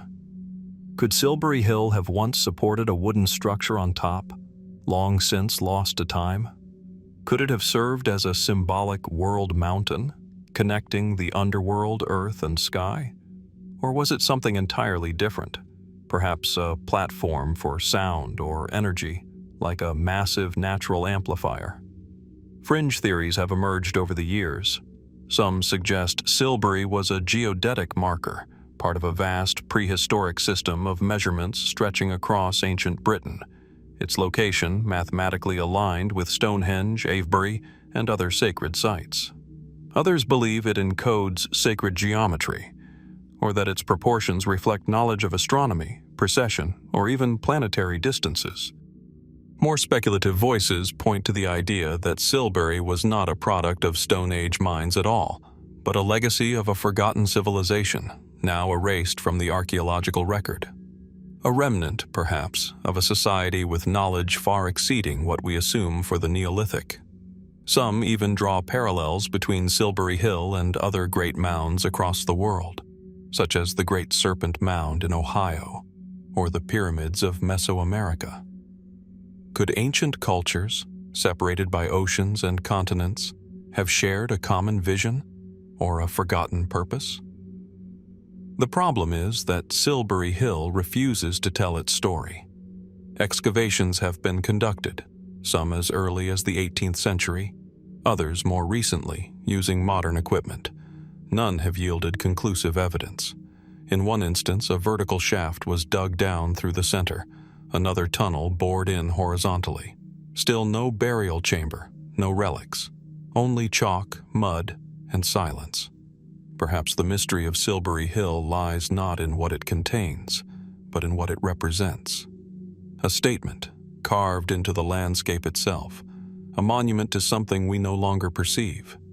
Today, visitors can walk nearby, though the hill is closed to climbers to protect its fragile structure. On a quiet afternoon, as clouds drift over the plain and the grasses wave in the wind, Silbury still commands attention, not as a ruin, but as a presence. A question in earth. Why would a people with limited tools and no written language dedicate so much time, energy, and coordination to a structure with no obvious utility? What did they know? That we have forgotten? And in an age where so much is measured, mapped, and explained, what does it mean to stand before something that resists interpretation? Silbury Hill remains, immense, imposing, silent, and we are left to wonder, was it a monument to gods, to the stars, to the dead, or to an understanding of the world that slips just beyond the reach of modern minds? From the grassy plains of Wiltshire, where Silbury Hill rises in silent defiance of interpretation, we now shift eastward, to the remote, rugged highlands of southeastern Turkey. Here, atop a lonely mountain peak over 7,000 feet above sea level, stone giants rest beneath the open sky. Their faces, weathered by time and wind, gaze across a land they once ruled, or perhaps watched over. This is Mount Nemrut, a place as grand as it is perplexing. The summit greets travelers with a surreal vision, a field of colossal stone heads, some toppled, some still half buried in gravel, each once part of statues towering nearly 30 feet tall. These immense sculptures, carved with impressive precision, represent ancient gods, mythic animals, and royal figures. They sit at the foot of a conical mound of loose stone, a tumulus rising like a pyramid built from shattered rock. It is a place that feels both ancient and alien. Mount Nemrut is not merely a funerary site. It is a message in stone, delivered across 2,000 years of silence. According to inscriptions found nearby, the mountain sanctuary was built by King Antiochus III Theos of Commagene, a ruler of a minor Hellenistic kingdom that flourished in the 1st century BC. A fusion of Persian, Armenian, and Greek cultures, Commagene was small in territory, but vast in symbolism. Antiochus, part mortal king, part would-be deity, commissioned Mount Nemrut as his eternal resting place, declaring himself the bridge between East and West, between man and God. The Great Mound, composed of thousands of tons of crushed rock, was raised over what is believed to be his tomb. Flanking it on both the eastern and western terraces are the great statues, representing Zeus, Apollo, Hercules, and other deities, their features reflecting both Greek and Persian influences. Antiochus himself sits among them, deified in stone. So far, the story seems, at least partially, understood. The site's purpose, its religious symbolism, and the political ambition behind it are documented. Yet, the mystery begins where the evidence ends. Because despite centuries of exploration, the actual tomb of Antiochus has never been found. Archaeologists have tunneled into the gravel tumulus. Ground-penetrating radar has revealed voids, chambers, possible stone blocks arranged in patterns. But no confirmed burial site has been located. It's as if the king who built a mountain to house his remains chose not to be found. Or was never buried there at all. Why construct such an elaborate mausoleum in such an inaccessible place? Mount Nemrut is no easy climb. It's remote, windswept, and prone to heavy snow in winter. Transporting these multi-ton stone blocks to the summit would have been a Herculean task, one that would challenge even modern machinery. How did ancient builders manage it? Ramps, rollers, or something else? And then there are the alignments. Some researchers have noted that the eastern terrace, where the gods greet the rising sun, may have been designed to mark astronomical events. The lion relief, found among the ruins, contains an unusual depiction of a celestial arrangement, possibly a planetary alignment from July 7th, 62 BC. Others suggest that the site functioned as a kind of solar calendar, with its design echoing forgotten knowledge of the heavens. Yet these interpretations remain controversial. No firm consensus has emerged. The stone heads, detached from their bodies, lying scattered, add to the enigma. Were they intentionally decapitated in antiquity? Did earthquakes cast them down? Or were they damaged during periods of iconoclasm or invasion? The mountain, after all, has stood witness to millennia of shifting empires. The symbolism here is layered and complex. East meets west. Human meets divine. Earth meets sky. And still, the practical question remains. How was it done? The tumulus itself is a marvel of ancient engineering. Made of small, loose stones, it's designed in a way that resists excavation. Attempts to tunnel into it have been hampered by the unstable nature of the gravel, which collapses easily and resists penetration. Could this have been intentional? A protective mechanism to keep the tomb untouched forever? Or was it a symbolic gesture, building a man-made mountain to rival those of nature? And then, as with many ancient sites, the fringe theories creep in. Quietly, persistently. Some have speculated that Mount Nemrut is far older than the 1st century BC, that King Antiochus merely restored or repurposed a site already sacred, that the megalithic elements of the sanctuary suggest knowledge beyond what we typically associate with ancient Anatolia. Comparisons are drawn between Mount Nemrut and the Egyptian pyramids, the ziggurats of Mesopotamia, the stepped terraces of Mesoamerica. Could Nemrut's mount conceal more than just a royal tomb? Could it be an energy center, a place of astronomical observation, a beacon from a forgotten epoch? We must tread carefully here.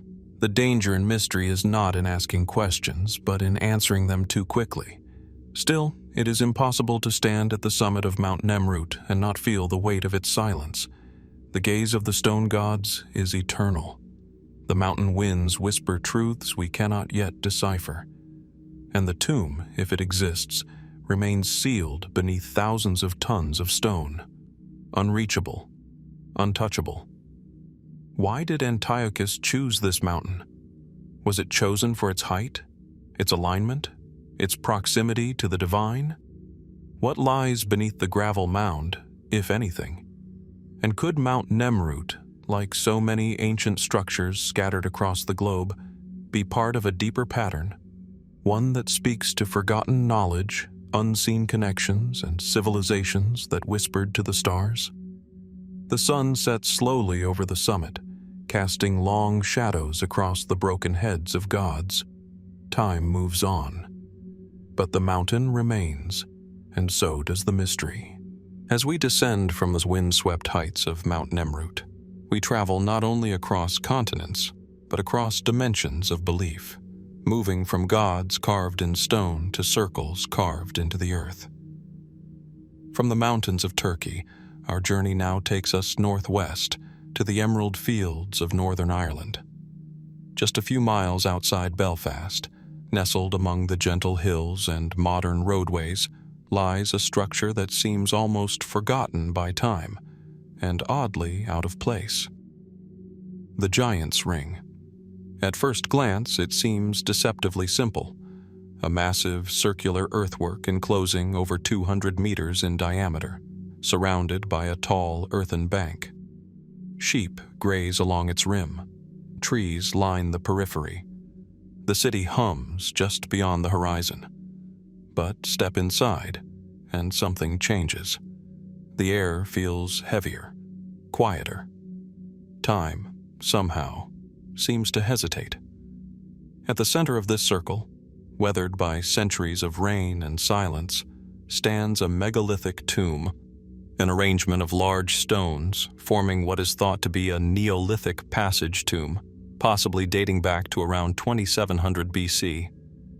A structure older than the pyramids of Egypt, older than Stonehenge, and yet rarely spoken of beyond local memory. But what was the Giant's Ring, and why here? Mainstream archaeology interprets it as a henge monument, a ceremonial site, perhaps used for rituals or burials. Like many similar earthworks scattered across the British Isles, it likely served a communal, spiritual, or calendrical function for Neolithic peoples. Yet little concrete evidence remains to explain exactly who built it, or why. No written records, no decipherable symbolism carved in stone, only the shape, the scale, the silence. One can't help but ask, how did people, thousands of years ago, without metal tools or modern engineering, construct a circular embankment nearly 600 feet across? How did they transport the heavy stones that make up the tomb, some weighing several tons? What knowledge guided their design? The name itself, Giant's Ring, invites speculation. In Irish mythology, giants are not just brutes of folklore, but ancient beings who shaped the land, constructed monuments, and disappeared long before the memory of modern man. The giant Finn McCool, or Fionn McCumhail, is said to have roamed these hills. His myth echoes from the Giant's Causeway to the heart of Ireland, and in local lore, it's not hard to imagine him, or others like him, as the original architects of the ring. But mythology aside, the site remains enigmatic. Unlike other henges, the Giant's Ring doesn't appear to have significant astronomical alignments, at least not in any way fully understood. The entrance doesn't clearly line up with solstices or equinoxes. The central tomb faces northwest, but it's unclear whether this orientation had symbolic significance. Some researchers have suggested the ring may have been part of a larger sacred landscape, now lost beneath centuries of settlement and farming. Others point to the curious proportions of the site, the symmetry, the precision of the embankment. Could the builders have possessed a deeper understanding of geometry, astronomy, or even acoustic engineering? Did the earthen walls serve to contain not only people, but sound? Was this a place of oration, of chants, of rites now beyond recall? And what of the stones at the center? Their arrangement resembles dolmens found throughout Europe and Asia. Some speculate they were used not simply for burial, but as portals, either symbolic or actual, to the realm of the dead. Could these structures have been part of a broader, global tradition, lost to history but unified by purpose? Were these isolated achievements of early farmers? Or fragments of a deeper knowledge, shared across cultures and continents long before writing? Fringe theorists have speculated wildly. Some claim that the Giant's Ring marks a node in an ancient network of ley lines, energy paths believed by some to crisscross the Earth. Others point to the sheer size and symmetry of the henge as evidence of pre-Druidic technologies, suggesting that early inhabitants of the British Isles may have been inheritors, not creators of the monument. And then there are those who believe the Giant's Ring may have been a kind of calendar and landscape form, meant to measure time not by the sun or stars, but through processions, movement, ritual, or sound. They cite other ancient sites like Newgrange or Nabta Playa, where architecture meets cosmology. Could the Giant's Ring conceal similar secrets? Excavations at the site have been limited, and much remains beneath the soil, undisturbed, or perhaps deliberately left untouched. We do know that in the 18th and 19th centuries, the area around the tomb was used for horse racing and public gatherings, as if people were intuitively drawn to it, even if they had forgotten why. But what if the real meaning of the Giant's Ring is not lost? Only waiting? A circle in the earth, a tomb at its heart, a place where myth and soil converge. We stand within this ancient ring, and the questions are louder than the wind. Who raised these stones? Why this place? Why this scale? And perhaps most haunting of all, what knowledge, ritual, or memory lies buried beneath our feet, still untouched after nearly 5,000 years? The modern world spins on just beyond the trees, but inside the Giant's Ring, time holds its breath, and the silence remains. As we step away from the windswept mystery of the Giant's Ring, where stone and silence have endured millennia, we now venture into an altogether different kind of enigma, one not carved from rock, but grown from it. Deep in the mist-veiled hills of Meghalaya in northeastern India, the forests breathe. Thick with monsoon clouds and cloaked in perpetual greenery, this is a place where rain falls for months and nature dominates every inch of space. Rivers rage. Roots twist through the earth like veins. The land is wild, unforgiving, yet deeply alive. And here, in the shadows of the dense jungle, one of the world's most extraordinary and mysterious structures emerges not from stone or steel, but from living tissue. They are called the Kasi living root bridges. And to see one for the first time is to question everything you think you know about architecture, engineering, and time. Woven from the aerial roots of the Ficus elastica tree, these bridges span rivers, gorges, and cliffs, living structures that have grown and evolved over decades, sometimes even centuries. They arch with graceful symmetry across fast-flowing streams, strong enough to carry dozens of people, yet pliant, supple, alive. In some places, vines and roots are guided along hollowed-out erica nut trunks, trained like an organic scaffolding until they stretch across gaps that would challenge conventional construction. Who first had the idea to grow a bridge? Or, more hauntingly, what inspired it? Mainstream researchers attribute the bridges to the Kasi and Jaintia peoples, indigenous communities that have lived in these hills for generations. Oral tradition, not written history, has preserved their knowledge. The techniques are passed down through families, slowly, patiently, across lifetimes. A bridge may take 15 to 30 years to become fully functional, but once mature, it can last centuries, adapting to the environment around it in ways no static structure could. Some bridges are believed to be over 500 years old, but without written records, the true age of many remains unknown. Yet despite their natural origins, these bridges bear the hallmarks of intentional design: load distribution, symmetry, resilience to flooding. How could pre-industrial societies, with no written blueprints or formal tools, construct living architecture that outlasts concrete and steel? And more curiously, why is this form of living engineering unique to this region? Ficus elastica trees grow elsewhere in the world. Rivers flow through other rainforests. Yet only here, in the remote hills of Meghalaya, do we find these botanical marvels. Could this be the last remnant of a forgotten science?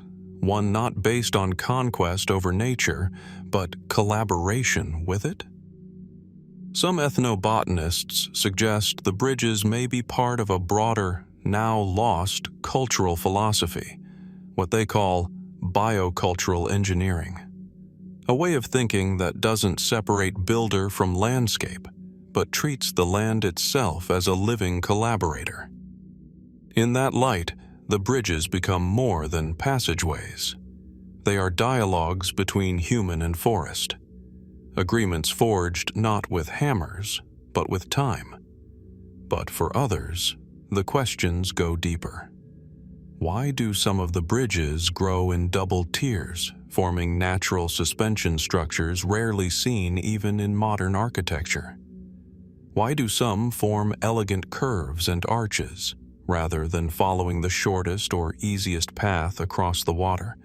Could it be instinct? Or is there something else guiding the growth? Fringe theorists have wondered whether the root bridges reflect sacred geometries, or even natural algorithms, mathematical patterns found in everything from seashells to galaxies. Could the Khasi people have unwittingly, or perhaps knowingly, tapped into deeper patterns embedded in nature itself? One controversial theory suggests the bridges may be remnants of a much older knowledge system, inherited rather than invented. Perhaps the Khasi were not the first to use this method, but the last to remember it. Similar concepts, trees shaped into shelters, fences, or ceremonial forms, have been found in scattered cultures around the world. But nowhere else has this method been refined to such functional beauty. And then there's the feeling of the place. To stand on a living root bridge is to experience something that defies modern categories. It is not ancient stone, nor futuristic metal. It is neither fully natural nor fully human-made. It is something in between, something that whispers of other timelines, other minds.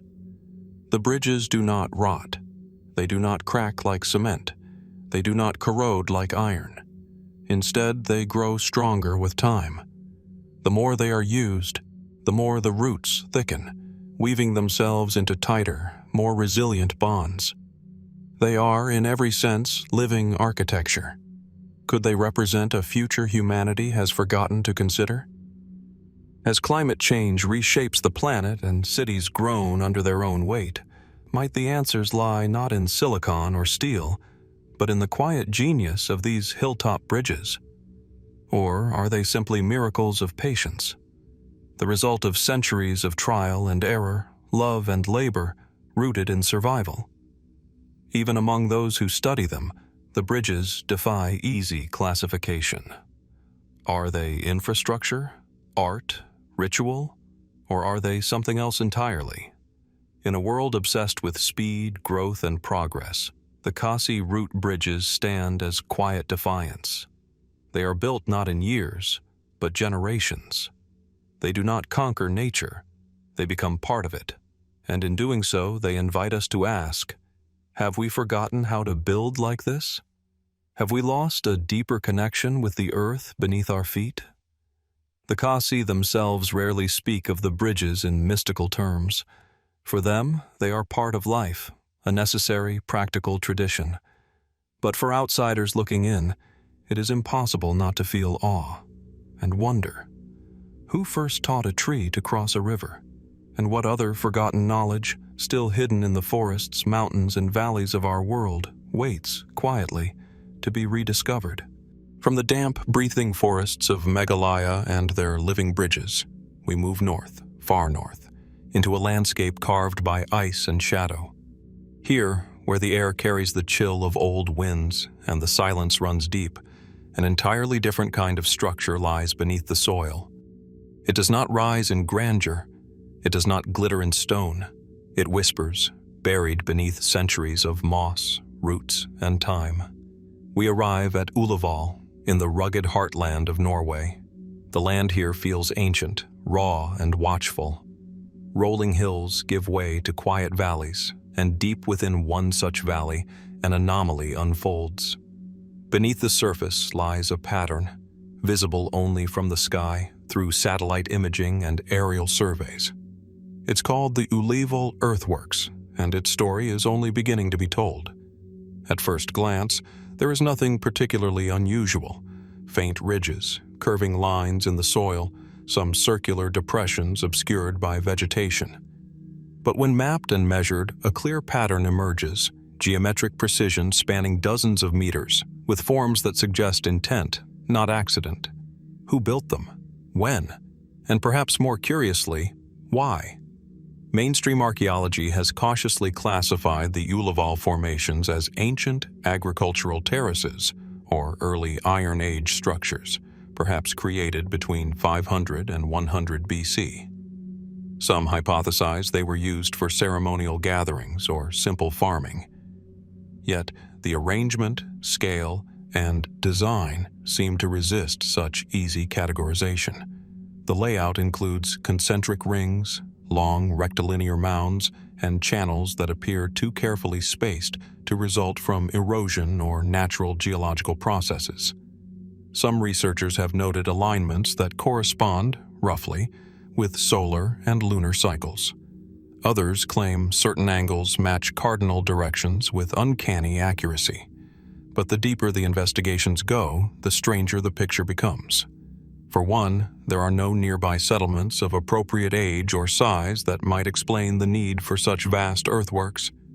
No pottery shards, no tools, no human remains. Just shaped land, imposing in silence, untouched by time. And then there's the soil. Excavations have revealed unusual compaction beneath certain mounds, as if the ground was repeatedly pressed or burned, a method of engineering not typically associated with Scandinavian Iron Age societies. Some layers contain microscopic particles of fused quartz, often a byproduct of high-heat processes not well understood in this context. Could this suggest some kind of energy manipulation? Or is it merely a natural result of seasonal fire use? Of course, the mainstream view remains cautious. According to many archaeologists, the Ullevål formations could be the remnants of ancient trackways, storage pits, or even the foundations of temporary dwellings. But each of these explanations struggles to fully account for the site's size, symmetry, and lack of associated artifacts. Others have begun to ask different questions. Why does the geometry at Ullevål resemble that of other megalithic or earthwork sites found thousands of kilometers away, across continents? Patterns similar in shape and scale appear in parts of England, Russia, and even the American Midwest. Could this be coincidence? Or are we glimpsing a forgotten blueprint, echoes of a shared prehistoric language of design? Fringe theories abound. Some propose that Ullevål could be the work of an unknown civilization, predating written history. Perhaps a society whose methods and motives have long since vanished, leaving only cryptic traces carved into the land. Others speculate it may have served as a kind of geoglyph, visible to ancient sky watchers, or tied to geomagnetic phenomena, the subtle, pulsing forces of Earth itself. More radical interpretations suggest the site might have been a form of ancient data storage, using patterns in the Earth to encode astronomical or even mathematical knowledge. These ideas, while often dismissed by traditional academia, persist, not because they're proven, but because the mystery refuses to settle. Even attempts at carbon dating offer little clarity. Organic material recovered from the area is either too recent or too degraded to provide solid timelines. The Earth, it seems, keeps its secrets well. And so we return to the quiet fields of Ullevål, where the wind moves through grass hiding circles, lines, and questions. There are no towering monoliths here, no stone giants watching the sky. But in their absence, there is still presence, something deliberate, something vast, something unfinished. Why build something meant to be seen only from above, long before flight? Who labored to shape these lines, and what did they hope to pass down? Could it be that what we call primitive is simply incomplete in our understanding? As the sun dips low over the Norwegian hills, the earth beneath our feet feels charged, not with answers but with echoes. Echoes of hands long vanished, of ideas not yet uncovered, of meanings layered in soil and time. Perhaps Ullaval was a map, or a message, or maybe just a forgotten story carved in green and brown. And maybe, just maybe, somewhere deep beneath the grass and stone, something still waits to be found. From the mist-veiled ridges of Ullaval to the sun-drenched heart of the Mediterranean, we journey next to an island where ancient stone whispers secrets older than written language. Here, surrounded by turquoise waters and shaped by millennia of wind and salt, stands one of the world's oldest and most enigmatic architectural feats, the megalithic temples of Tarxian. Located on the island of Malta in the quiet town of Paula, the site at first glance seems modest. Low stone walls, weathered by time, spread across a flattened terrace. But step closer, and the scale becomes astonishing. These are not simple piles of rock. These are deliberate, complex structures, carefully cut, carved, and aligned more than 5,000 years ago, long before the pyramids of Egypt, long before Stonehenge. Around 3,150 BC, someone, or some group, built these massive temples using blocks weighing several tons each. No wheels, no metal tools, just ingenuity. And something else we may never fully understand. The Tarxian complex consists of 4 separate temple units, each displaying a remarkable degree of architectural sophistication. Curved apses, false doors, elevated altars, and spiral motifs carved into limestone with breathtaking precision. One chamber features a colossal stone slab decorated with intricate, swirling patterns, geometric and organic, like the rhythm of waves or the branching of veins. Other areas are adorned with reliefs of animals, goats, pigs, and bulls, rendered in a style that suggests both reverence and deep familiarity. But it's the central chamber, often called the heart of Tarxian, that raises the most questions. Massive stones, some weighing up to 20 tons, form the walls, fitted together so tightly that, in some places, even a blade of grass cannot pass between them. There's no mortar, no visible means of reinforcement. And yet, the walls have stood for over 5 millennia. How did these ancient builders move and position such weights with tools that should have been, at the time, no more advanced than flint and wood? Mainstream archaeology points to the use of stone balls, spherical rollers found near the site, as possible aids in moving the blocks. But such a method, while plausible for flat terrain, becomes more problematic when one considers the site's undulating foundation and the precision placement of stones at elevation. More intriguing still is what has not been found. No skeletons, no written records, no definitive tools, only fragments, shards of pottery, pieces of statuary, and clues etched in stone. Among the most enigmatic discoveries, a set of figurines, some headless, others incomplete. One particularly famous sculpture, the so-called Fat Lady, features broad hips and an ample torso, but no head, leading to theories that the head may have been interchangeable, or that the statue represents not a deity but a concept. Fertility? Rebirth? Something else entirely? The temple's internal structure also suggests astronomical alignments. Some researchers propose that doorways and corridors are oriented to the solstices, implying that these spaces may have served not only ritual functions, but calendrical or even observational ones. If so, who tracked the stars here? What knowledge did they hold, and where did it come from? Local legend and later folklore speak of giants building the temples, beings of great strength and purpose. And, while such tales are often poetic, they echo across the ancient world, where impossible structures frequently invite myth. But even within the academic community, theories diverge. Could Tarxian and Malta's other megalithic sites, such as Hagar-Chim, Menajdra, and Gantia, be remnants of a lost seafaring civilization, one that used the central Mediterranean as a nexus of culture, trade, and ritual before vanishing without trace?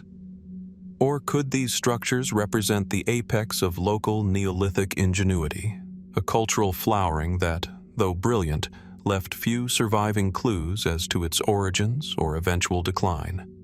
And yet, perhaps the most haunting element of Tarxian is its silence.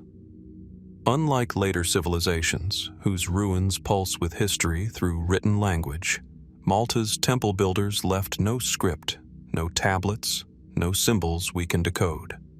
Their voices, if they spoke, have been swallowed by time. What remains are stones, and stones alone. They suggest a people who measured the sky, who honored animal life, who carved spirals and chambers and passageways with knowledge that feels too precise for the materials they had. But how much of this is projection? How much is truth? Some fringe researchers have proposed that the temples encode geometric harmonics, claiming that the layout mirrors the golden ratio or ancient sound frequencies. Others point to the architecture's resonance, noting that sounds within the central chambers echo in unusual patterns, almost musical, they say. Could the temples have been designed for sound, for healing, for ceremony? Or is this simply the imagination trying to fill a gap too wide to span? Still others go further. They speak of pre-cataclysmic civilizations, ancient cultures wiped from history by rising seas or cosmic impacts. Could Malta's temples be one of the last surviving testaments to such a world, built not by gods or aliens, but by human hands carrying knowledge we no longer possess? No definitive answers have emerged, only possibilities. And so, as we stand beneath the Maltese sun, surrounded by spiraled carvings and unmoving stone, we are left with the same questions that have echoed here for centuries. Who built these temples? Why? And perhaps most unsettling of all, what have we forgotten? In a world increasingly mapped and measured, places like Tarxian remind us that some mysteries are not meant to be solved quickly. That, beneath the surface of things, beneath the weight of time and stone, there are still stories waiting to be remembered. Could it be that the builders of Tarxian didn't vanish, but that we simply stopped listening? What lies hidden beneath the next layer of earth, or beneath the surface of our understanding? Let's keep going. The stones have more to say. As we move from the enigmatic stones of Tarxian in the Mediterranean, we cross oceans and centuries to find another puzzle, this time nestled in the quiet hills of the American landscape. It is a place far from the sands of the ancients, yet touched by mystery all the same. Welcome to West Virginia, where a single rock, solitary and strange, sits in the shadow of Jennings-Randolph Lake. Roughly the size of a small car, and unlike anything found nearby, this geological anomaly is called Waffle Rock, a name as unassuming as it is deceptive. At first glance, the stone appears to have been carved with deliberate precision. The surface is covered in an intricate repeating crisscross pattern, a geometric lattice that resembles the grid of a waffle iron or the mesh of a net cast in stone. Each indentation is uniform, almost machine-like. The symmetry is uncanny. To the casual observer, it looks manufactured, engineered. But what is this object? And more importantly, who or what made it? Waffle Rock was unearthed in the 1970s during the construction of a dam near the Jennings-Randolph Reservoir. While much of the surrounding area was flooded or reshaped by the U.S. Army Corps of Engineers, this massive stone slab was preserved and placed near the lake's visitor center for display. Since then, it has sparked decades of debate among scientists, locals, and alternative researchers alike. According to mainstream geology, the pattern on the rock's surface is the result of natural processes, specifically iron oxide concretions and jointing formed under layers of sediment over millions of years. The explanation suggests that repeated environmental stress, combined with mineral crystallization, formed the lattice naturally, an example of diagenetic pressure phenomena. But how often does nature produce such clean hexagonal symmetry in stone? Why do the grooves appear so uniform in depth and spacing, as if traced by some vast mechanical stencil? If the pattern were random or even slightly irregular, the idea of geological coincidence might be easier to accept. But here, the consistency seems intentional, like the blueprint of something larger, a code etched into the earth. Some have pointed out that the grid resembles the foundations of ancient architecture, or even the plates used in early forms of electrical equipment. Others see something more speculative, more controversial. Could this be the remnant of an ancient machine, fossilized beyond recognition? Could it have belonged to a civilization long forgotten, their history washed away by time or catastrophe? Of course, such suggestions drift far from accepted science. Yet they persist. The surrounding landscape offers few clues. West Virginia's rolling hills and Appalachian roots are known for coal, sandstone, and stories. But nowhere else in the region has a rock quite like this been discovered. It stands alone, both figuratively and literally. And in isolation, mystery deepens. Local folklore has added its own layers. Some residents recall strange tales of unmarked military trucks transporting rocks from the dam site during the 1970s. Others claim that the area, prior to flooding, was a hot spot of unusual electromagnetic activity. Sightings of strange lights, equipment malfunctions, whispers of things best left unsaid. And yet, when pressed, no official records support these accounts. It could all be coincidence. It often is. Still, alternative theories continue to circulate. One line of thought suggests that Waffle Rock may not be a geological feature at all, but rather a fossilized remnant of some prehistoric structure, now compressed into stone by eons of pressure. Others hint at an even bolder idea, that Waffle Rock is an artifact, not of human origin, but of something else. An imprint left behind by an intelligence unfamiliar to our timelines. Skeptics dismiss such ideas, citing Occam's razor and the well-documented behavior of sedimentary stone under stress. Yet, for others, it's precisely the absence of similar formations elsewhere that keeps the door to wonder ajar. After all, if Waffle Rock is a product of natural geology, why is there only one? Why no others nearby? No partial formations? No layers with gradual transitions? Just a single, complete piece, symmetrical, isolated, and alone. And so it stands, beneath the open sky. A rock too perfect to be ignored, too anomalous to be explained completely. Thousands visit it every year, passing by with curiosity, snapping photos, wondering quietly. A monument, not just to geology, but to ambiguity itself. The kind of mystery that resists tidy endings. Perhaps it really is just a rock, a geological marvel born of chance and chemistry. But even if that is the case, isn't that wonder enough? Or perhaps, as some suggest, Waffle Rock is part of a greater story, one of lost civilizations, buried knowledge, or ancient technologies swallowed by time. In the end, we're left with more questions than answers. What message, if any, does this rock carry? Is it evidence of natural perfection, or an echo of something long forgotten? And in a world where so much has been mapped, measured, and catalogued, how many other puzzles like Waffle Rock remain hidden just beneath the surface? Let's keep going. The Earth has more to say.